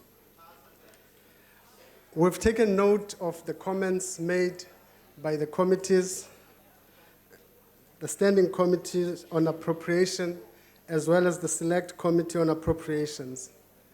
We've also taken note of the comments made by the political parties here today, and we've listened attentively to some of the more constructive points made by various political parties and individuals who stood here today. I must make the point, though, that the process leading up to the drafting of the Division of Revenue Bill and the budget is quite an onerous process. It is a process that is based on both research and serious inputs from experts. That is why the Minister in the budget speech implored members to go through the budget review, because some of the points raised here reflect fundamentally some of the members did not take time to look at the budget review.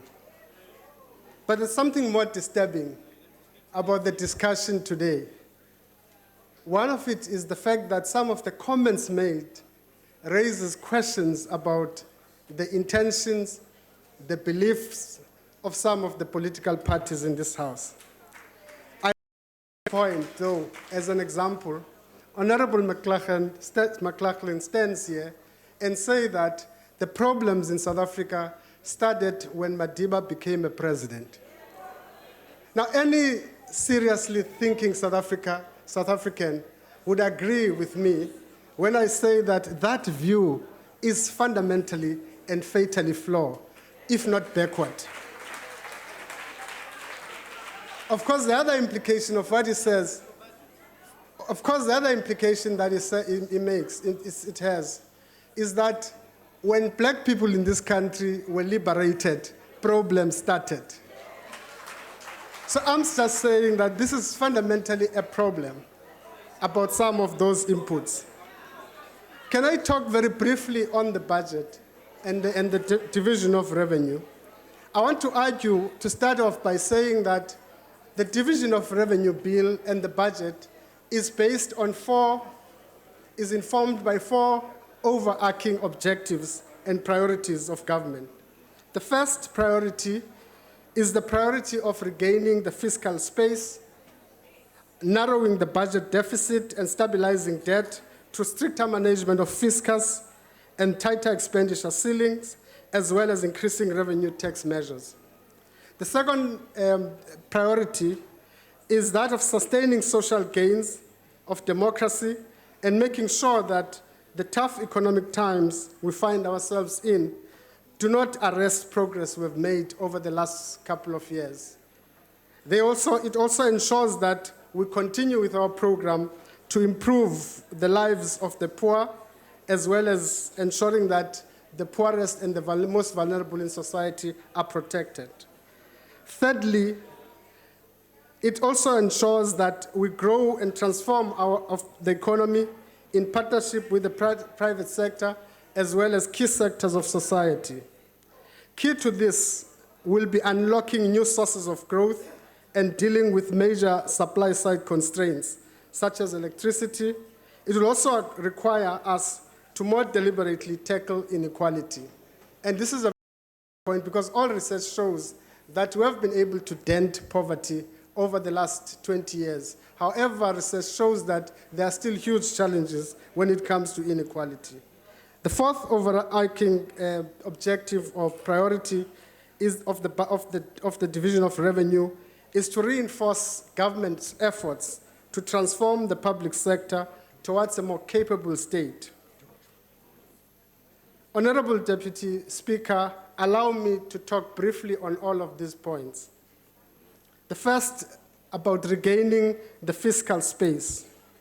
The Minister has already mentioned gross tax collections for the first half of 2014-2015 financial year were 5.2 billion less than 2014 budget estimates due to slower growth of GDP growth. Lower than expected GDP growth and consequent lower than expected tax revenue over the next few years have led us to shave our planned total government expenditure budgets. However, making this point, it is important to note that shaving or trimming still leaves us with a main budget expenditure estimate of 1.3 trillion in 2015-2016, some 7.6% higher than the revised estimate of 2014-2015. Another important point, though, to make is that we continue with our counter-cyclical fiscal stance to mitigate the impacts of weak global economy. But as we do that, we need at the same time to take control of the amount government is spending and borrowing. If we do not do that, South African government debt will actually increase to a proportion where it becomes more riskier and cost of borrowing increases.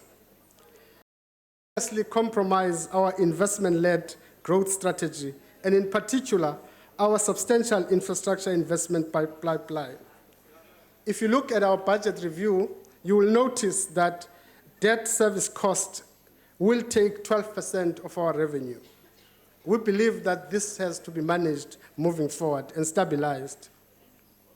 If we do not rein in government spending, then this proportion of our expenditure will rise, therefore squeezing our non-interest budget allocations that are needed to finance the implementation of the key priorities of the NDP, as expressed in our medium-term strategic framework. We are pleased to note, however, that we have been able to craft the national budget so that realistically, fiscal deficit and national debt is stabilized, whilst at the same time protecting the real value of allocations to health, education, social grants, and small business support. The important message probably that we need to give, and that is contained in the national budget, is that government spending ceilings will remain very firm in the coming period. And as government, we're stating quite categorically that we would not allow any breaches on the government spending programs.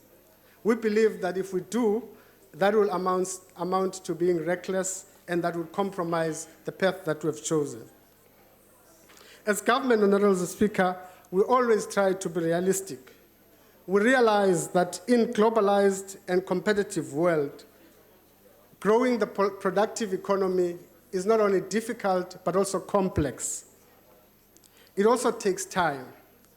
So over the last decade and more, we have been building the social wage to improve the lives of our people. Sometimes we do not realize how big the component is this, because sometimes the debate about social wage only focuses on social grants.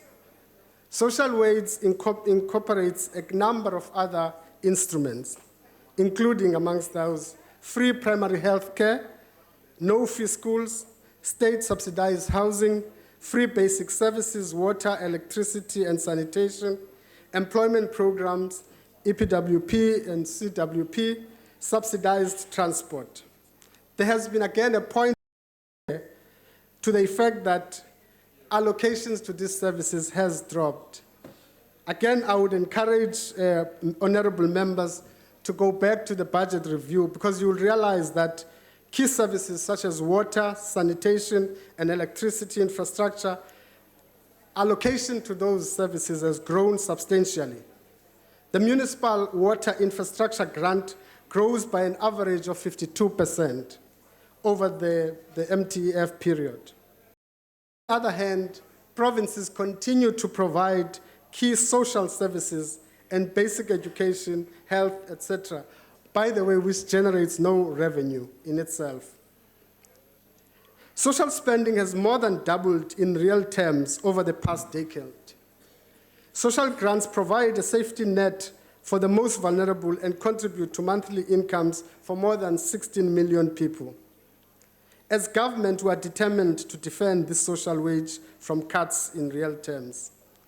Indeed, we aim to increase the real value of social wage to the progressive improvement in the quality of public health and public education services. Moreover, strong spending growth is proposed in a number of employment-creating programs, EPWP and CWP. Honourable Deputy Minister, your time has expired. Thank you very much.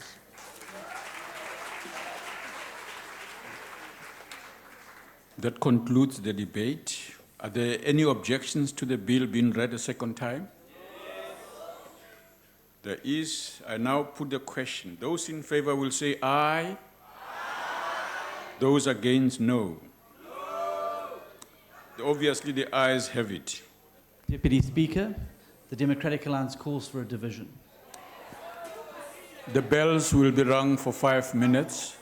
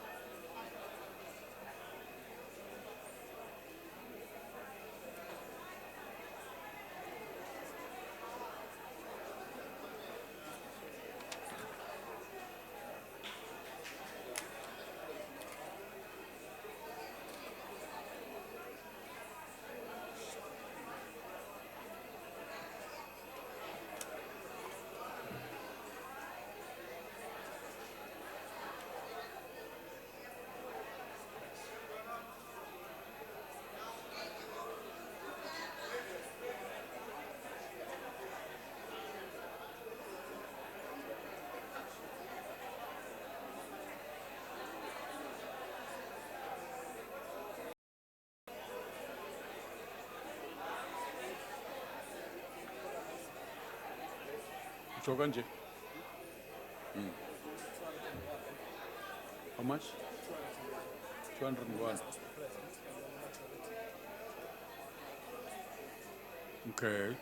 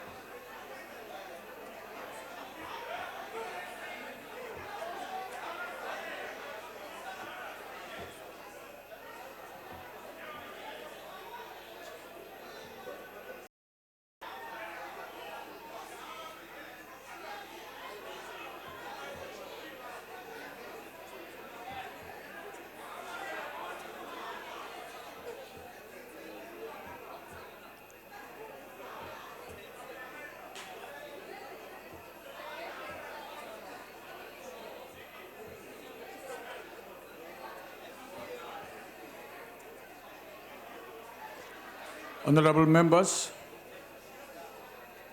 please take your seats.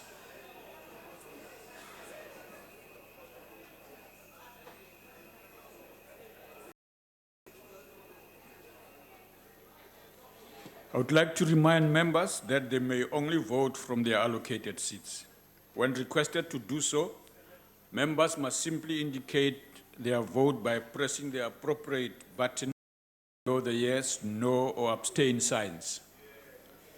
If a member inadvertently presses the wrong button, the member may thereafter press the correct button. The last button pressed will be recorded as the member's vote when the voting session is closed by the chair.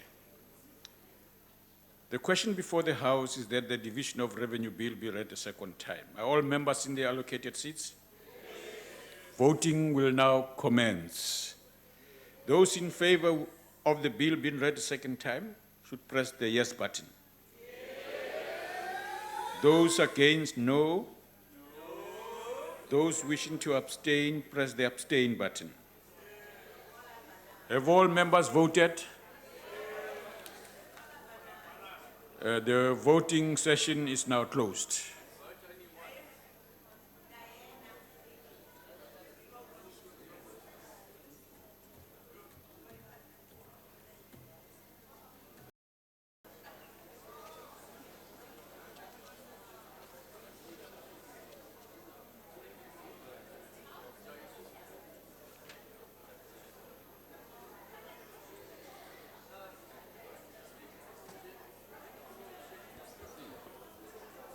Deputy Speaker, Yes.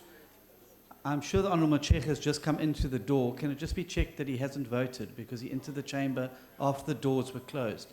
He shouldn't have actually been let in the first place. Yes. Okay.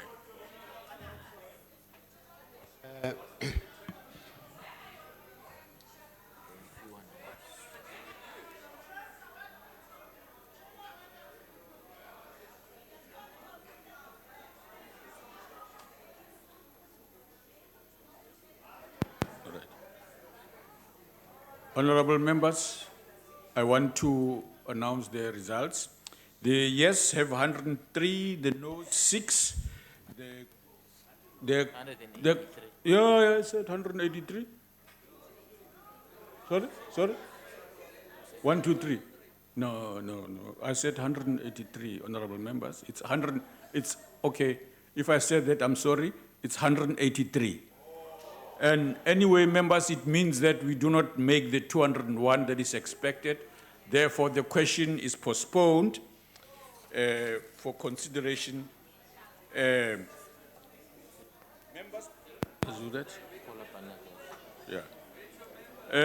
Honorable members, I just want to remind you also that members present shall vote. Every member present in the chamber when the question is put to the doors, locked, shall vote. Previous provisions of Sub-Rule 1 do not apply to the President of the Republic, who is not a member of this House. We just wanted to remind you of that. Honorable members, we now move to the... May I? Yes, Honorable Minister. On a point of order, having Yes. clarified that, Deputy Speaker, I'd like you please to check if Honorable Kolabana did vote. She's in the House and she's required to vote. Of course I voted. Honorable. I was asking of the Deputy Speaker. Yes. Thank you, Honorable Minister. Honorable members, please do not address the House when you have not been recognized to do so. Honorable Chief Whip, what do you want to talk about? Deputy Speaker. Order, honorable members. Deputy Speaker, thank you. As the Honourable Kola Barnard's whip, I can assure you that she did vote. Sorry, it is a point of order. And secondly, I would like to understand if Mr. Mochecha cast a vote, because I saw him walk through the doors after they had been closed. That will be checked, can't be dealt with now, Honorable Chief Whip, you know that, yes.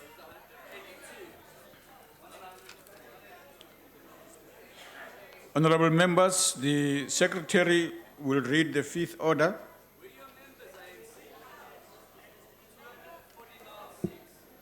Consideration of report of Portfolio Committee on Tourism on oversight visit to Pretoria. Honorable B.T. Ngobo. Thank you, Deputy Speaker. The Committee on Tourism undertook an oversight visit to Gauteng. Try and maneuver your speaker close to your mouth, ma'am, please. The Committee on Tourism Thank you, that's undertook an better. oversight visit to Gauteng in November 2014 and February 2015. The committee had to look into the transformation within the tourism sector, the department and the industry, job creation and quality thereof, visa regulations and way of making travel easier and less costly, and finally look into tourism statistics. Meetings were held with the National Department of Tourism, South African Tourism, business sector, and the minister. The committee noted the understanding by the department on some critical projects such as the Social Responsibility Initiative and the Tourism Incentive Program. The department gave an assurance that it had devised a strategy to spend all the appropriated budget. Honorable members, order, order. Proceed, honorable member. That it would spend all the appropriated budget by the end of this financial year. However, the committee will look into that exactly at the end of the financial year and at the beginning of the new financial year. The minister informed or briefed the committee on various aspects of tourism incentive program on the 6th of February in Sentin. The minister further reported on forthcoming launch of the program. The department will be reporting on that program tomorrow. There was a meeting and a good interaction between the private sector, which gave its commitment to working with government to a number of collaborative programs initiated by the department to facilitate job creation opportunities. There are some challenges in the department and the industry. Some of the challenges include airlift and connectivity, the cost of travel within South Africa and the African continent, the visa regulation and the potential reduction of tourist arrivals as the unnecessary expense on time and finances pre-travel. Statistics continue to be a challenge in the tourism sector. South African tourism was not able to give a full report on achievement and some of their targets as there were delays in release of tourism statistics by Stats SA. Tourism industry is concerned that it is owed by government 350 million in unpaid receipts. And the tourism industry is not regulated. The committee made some recommendation to monitor the spending of the department in critical projects such as tourism incentive program, job creation and the quality of those jobs thereof, and the transformation in the industry. The Department of Transport to revisit the 2006 airlift strategy in order to look into the issue of airlift problem. The hospitality industry to collect a list of those that were not able to pay so that payment could be facilitated and government departments are to pay their accounts to the hospitality industry within 30 days as required. The visa regulation has to be reviewed and also to strike a balance between national security and growth in tourism, as stated by the President in his State of the Nation address. It is important to review the Tourism Act of 2014 with the view to regulate tourism industry. The tourism industry is to be regulated for the following reasons. In order to get realistic information on arrivals, tourist arrivals, and on labor issues. I really would request this House to consider and adopt this report. Siyaqhuba.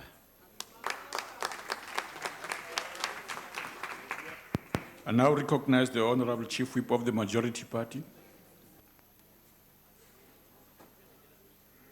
Thank you, Deputy Speaker. I move that the report be adopted.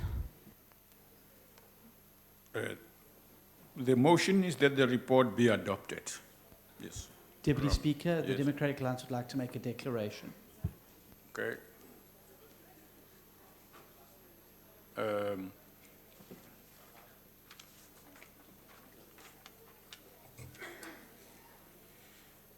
Requests for declaration have been made. We'll now allow for up to 3 minutes, one member of each party wishing to make a declaration and opportunity to do so. Honorable member.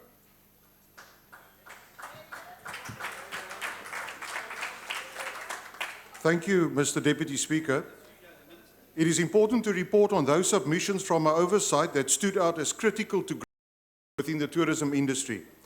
Now, although tourism in South Africa proved to be profitable for people in some areas of the nation, there are still many serious obstacles facing our domestic and international tourism market.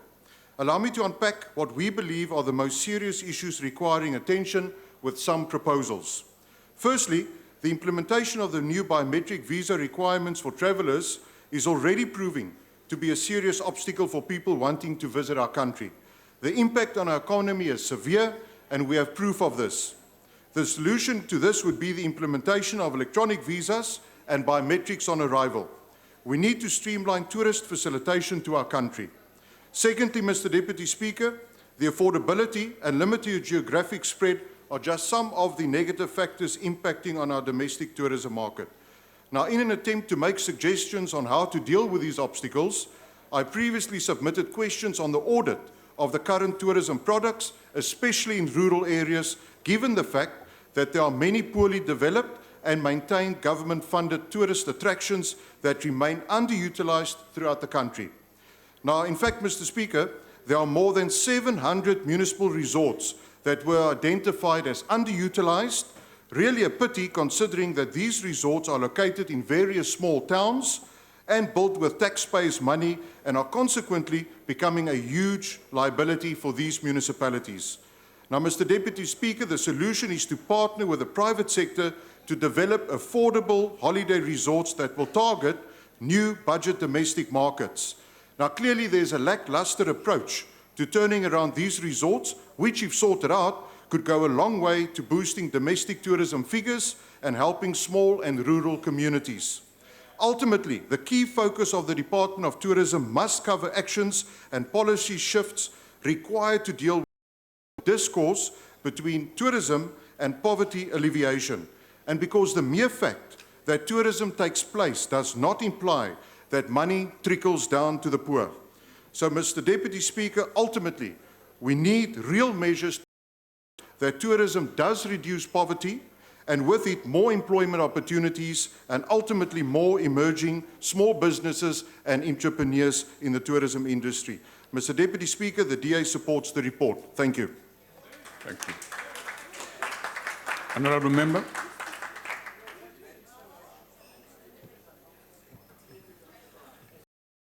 Thank you, Deputy Speaker. With tourism in South Africa being one of the few sectors on a steadily increasing growth trajectory, it must, as it is stated in this report, receive priority status. We see tourist hotspots such as Kirtenbosch Botanical Gardens recording more than 1 million visitors. The city of Durban visitors went up to 15% last year. The fact is, Honourable Speaker, Deputy Speaker, that tourism remains a sector that is contributing to our economy and creating employment. I myself was unable to attend the oversight visit due to priority or prior party commitments, but I'm fully supportive of the objectives and outcomes of the report and of this portfolio committee. One issue that I would like to raise, though, is the issue of visa regulation. Honourable Speaker, the current status quo of bureaucracy and red tape surrounding the issue of tourism visas to South Africa is a hindrance and obstacle to greater tourism growth.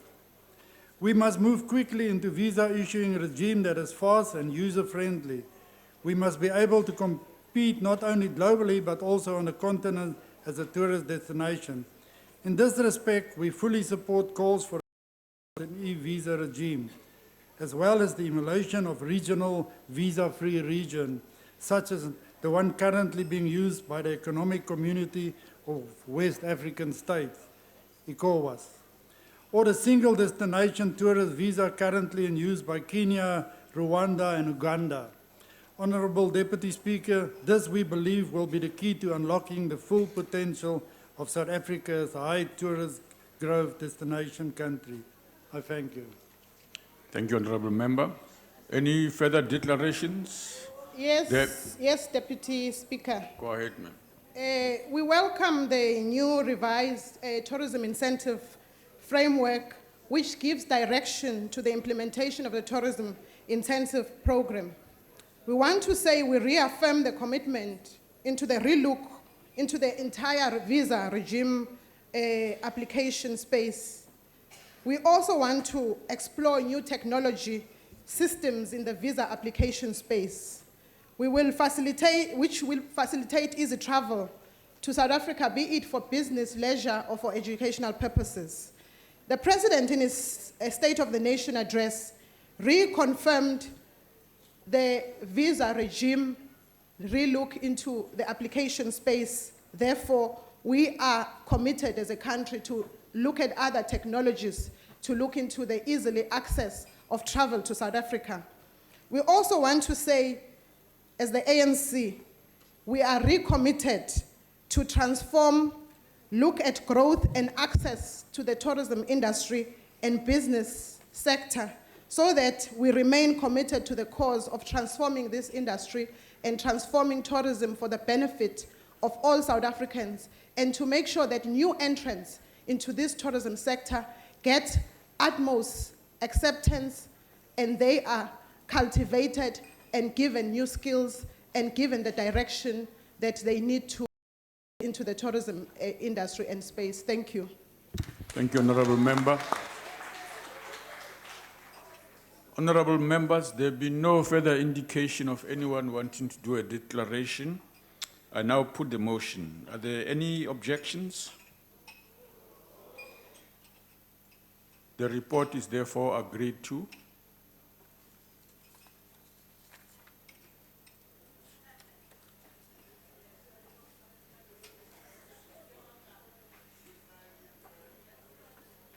The Secretary will read the last order. Consideration of report of Portfolio Committee on Environmental Affairs on oversight visit to air pollution hotspots in Gauteng and Mpumalanga from 28 to 30 October 2014. Honorable Jackson Kembu.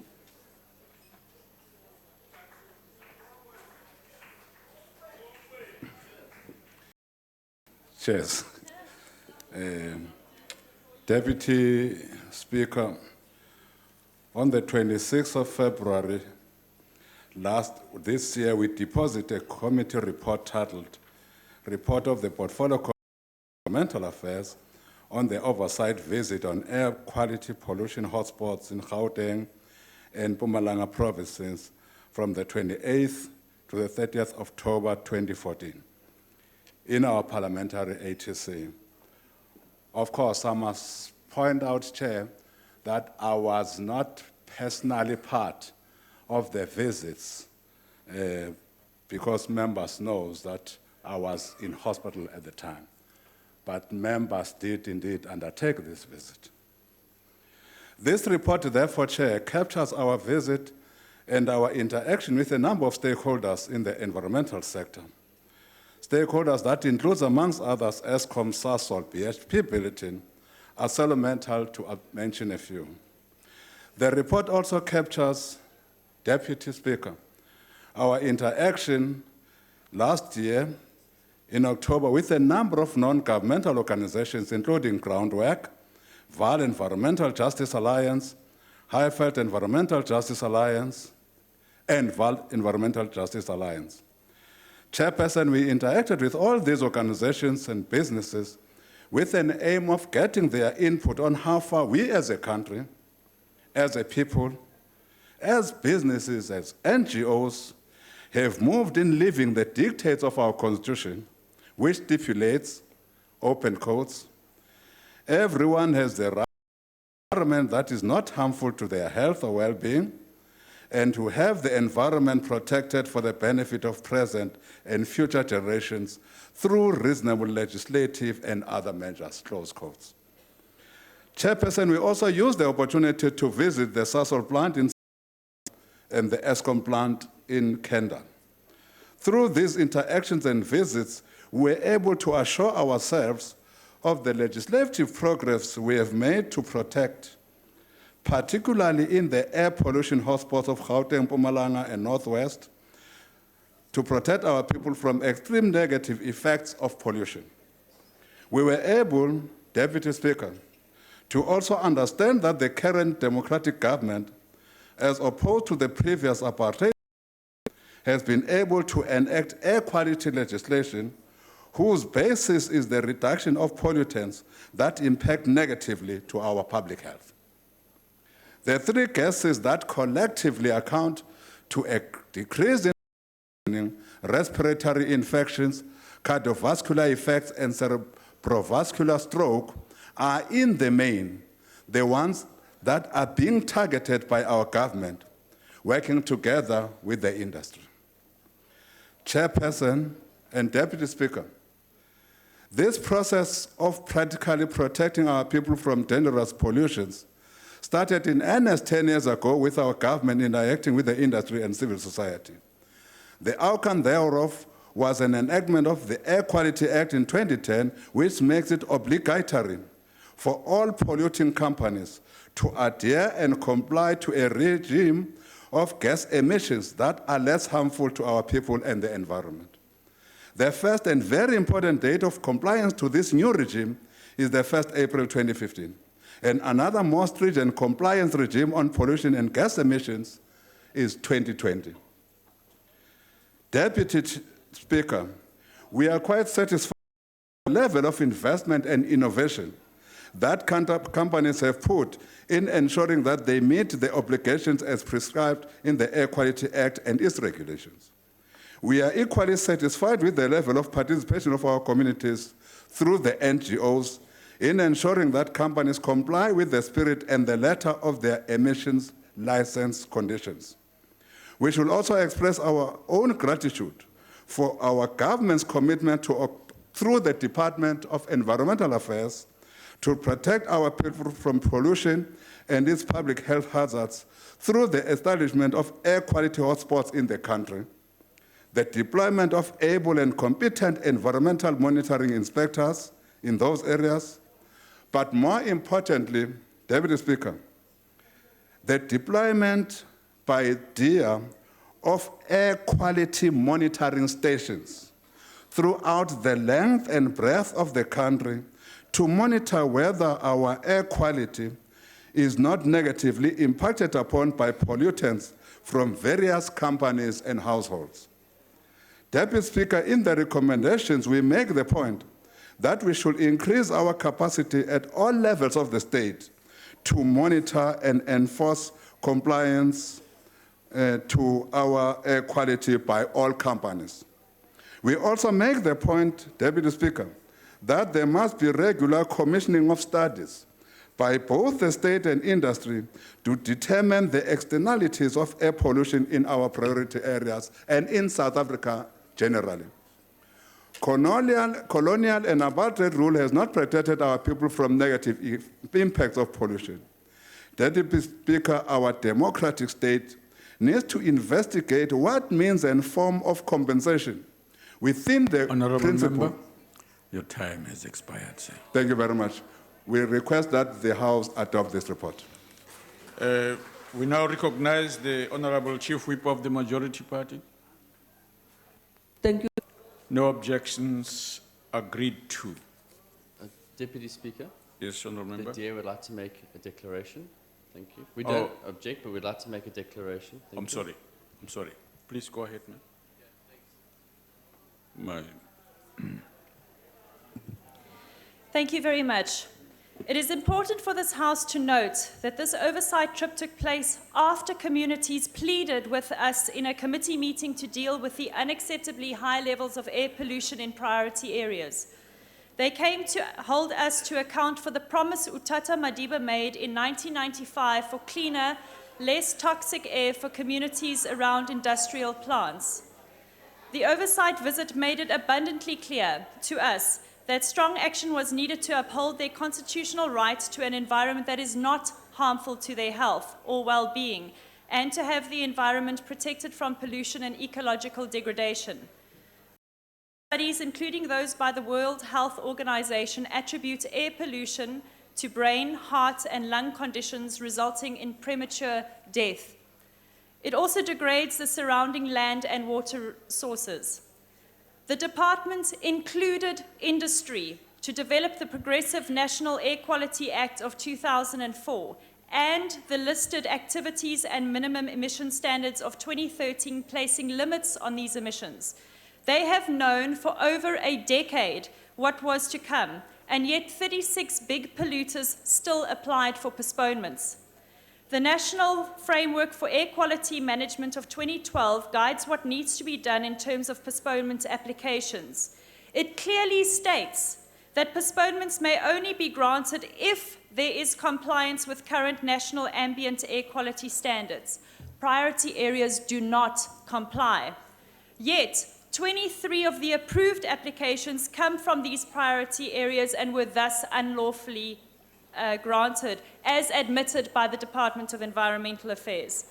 Research indicates that as a result of this postponement, Eskom alone will cost the fiscus billions of rands every year in accrued health costs and productivity. More gravely, an estimated 20,000 people will die prematurely, of which 1,600 are children. Eskom's response, ironically, they blame the poor for the air pollution. The people without electricity, who rely on fires to cook and warm themselves, are blamed.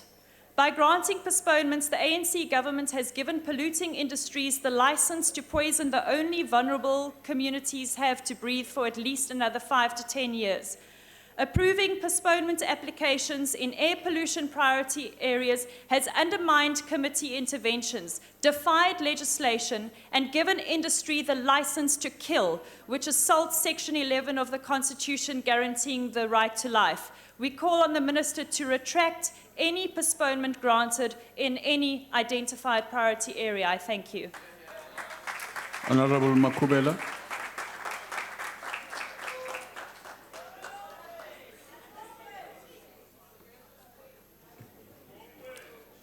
Thank you, Honorable Deputy Speaker. Honorable members, as the ANC, we agree with the situation that we have observed. Firstly, because this is real transformation. We have seen a situation where during apartheid, most of these major polluters were basically given a right to pollute. And they've polluted and actually ran away with murder for a very long time, focused on profits and nothing else, without taking care of our own people, the health of our own people. The new dispensation has made sure that we are not giving people permission to pollute, but we are concerned about ambient air quality, so that wherever our people are actually given or deserve healthy lifestyles. Now, what we have also, or one of the things that I need to indicate now is that this was an initial visit of a long program side that we are still going to undertake. And we can't conclusively say, just having visited Mpumalanga and Gauteng, that is the situation in the entire country. We were supposed to have visited South Durban as well. We could not get there because we had to be convened urgently back in Parliament during that very week. And we did comply and come back here. Now, the enforcement of the legislation and these standards provide us with an opportunity to ensure that we reverse the apartheid situation that happened, and our people are going to benefit. The applications that are referred to, that DA is opposed to those. And I must say that in the main, this obsession is with regard to Eskom and not every other company. Because Eskom is a parastatal. And we asked the question, even during the visits, why the with Eskom? Because Eskom did not just apply for everything or all the power stations. It's some of them. And we may want to indicate here that you must take time to actually understand what these applications are about. It's not just a blanket approach. And the department is focused on whether these applications are objective or not. And we have, in the committee, in the portfolio committee, agreed with the department on the applications. Honourable To come member, here and grandstand is just not on. Thanks, Honourable Speaker.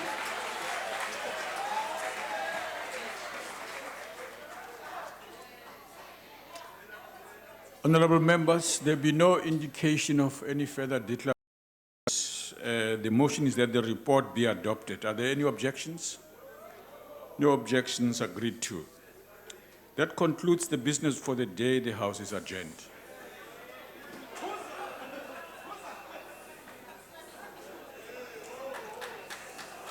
All members of the ANC, please remain behind.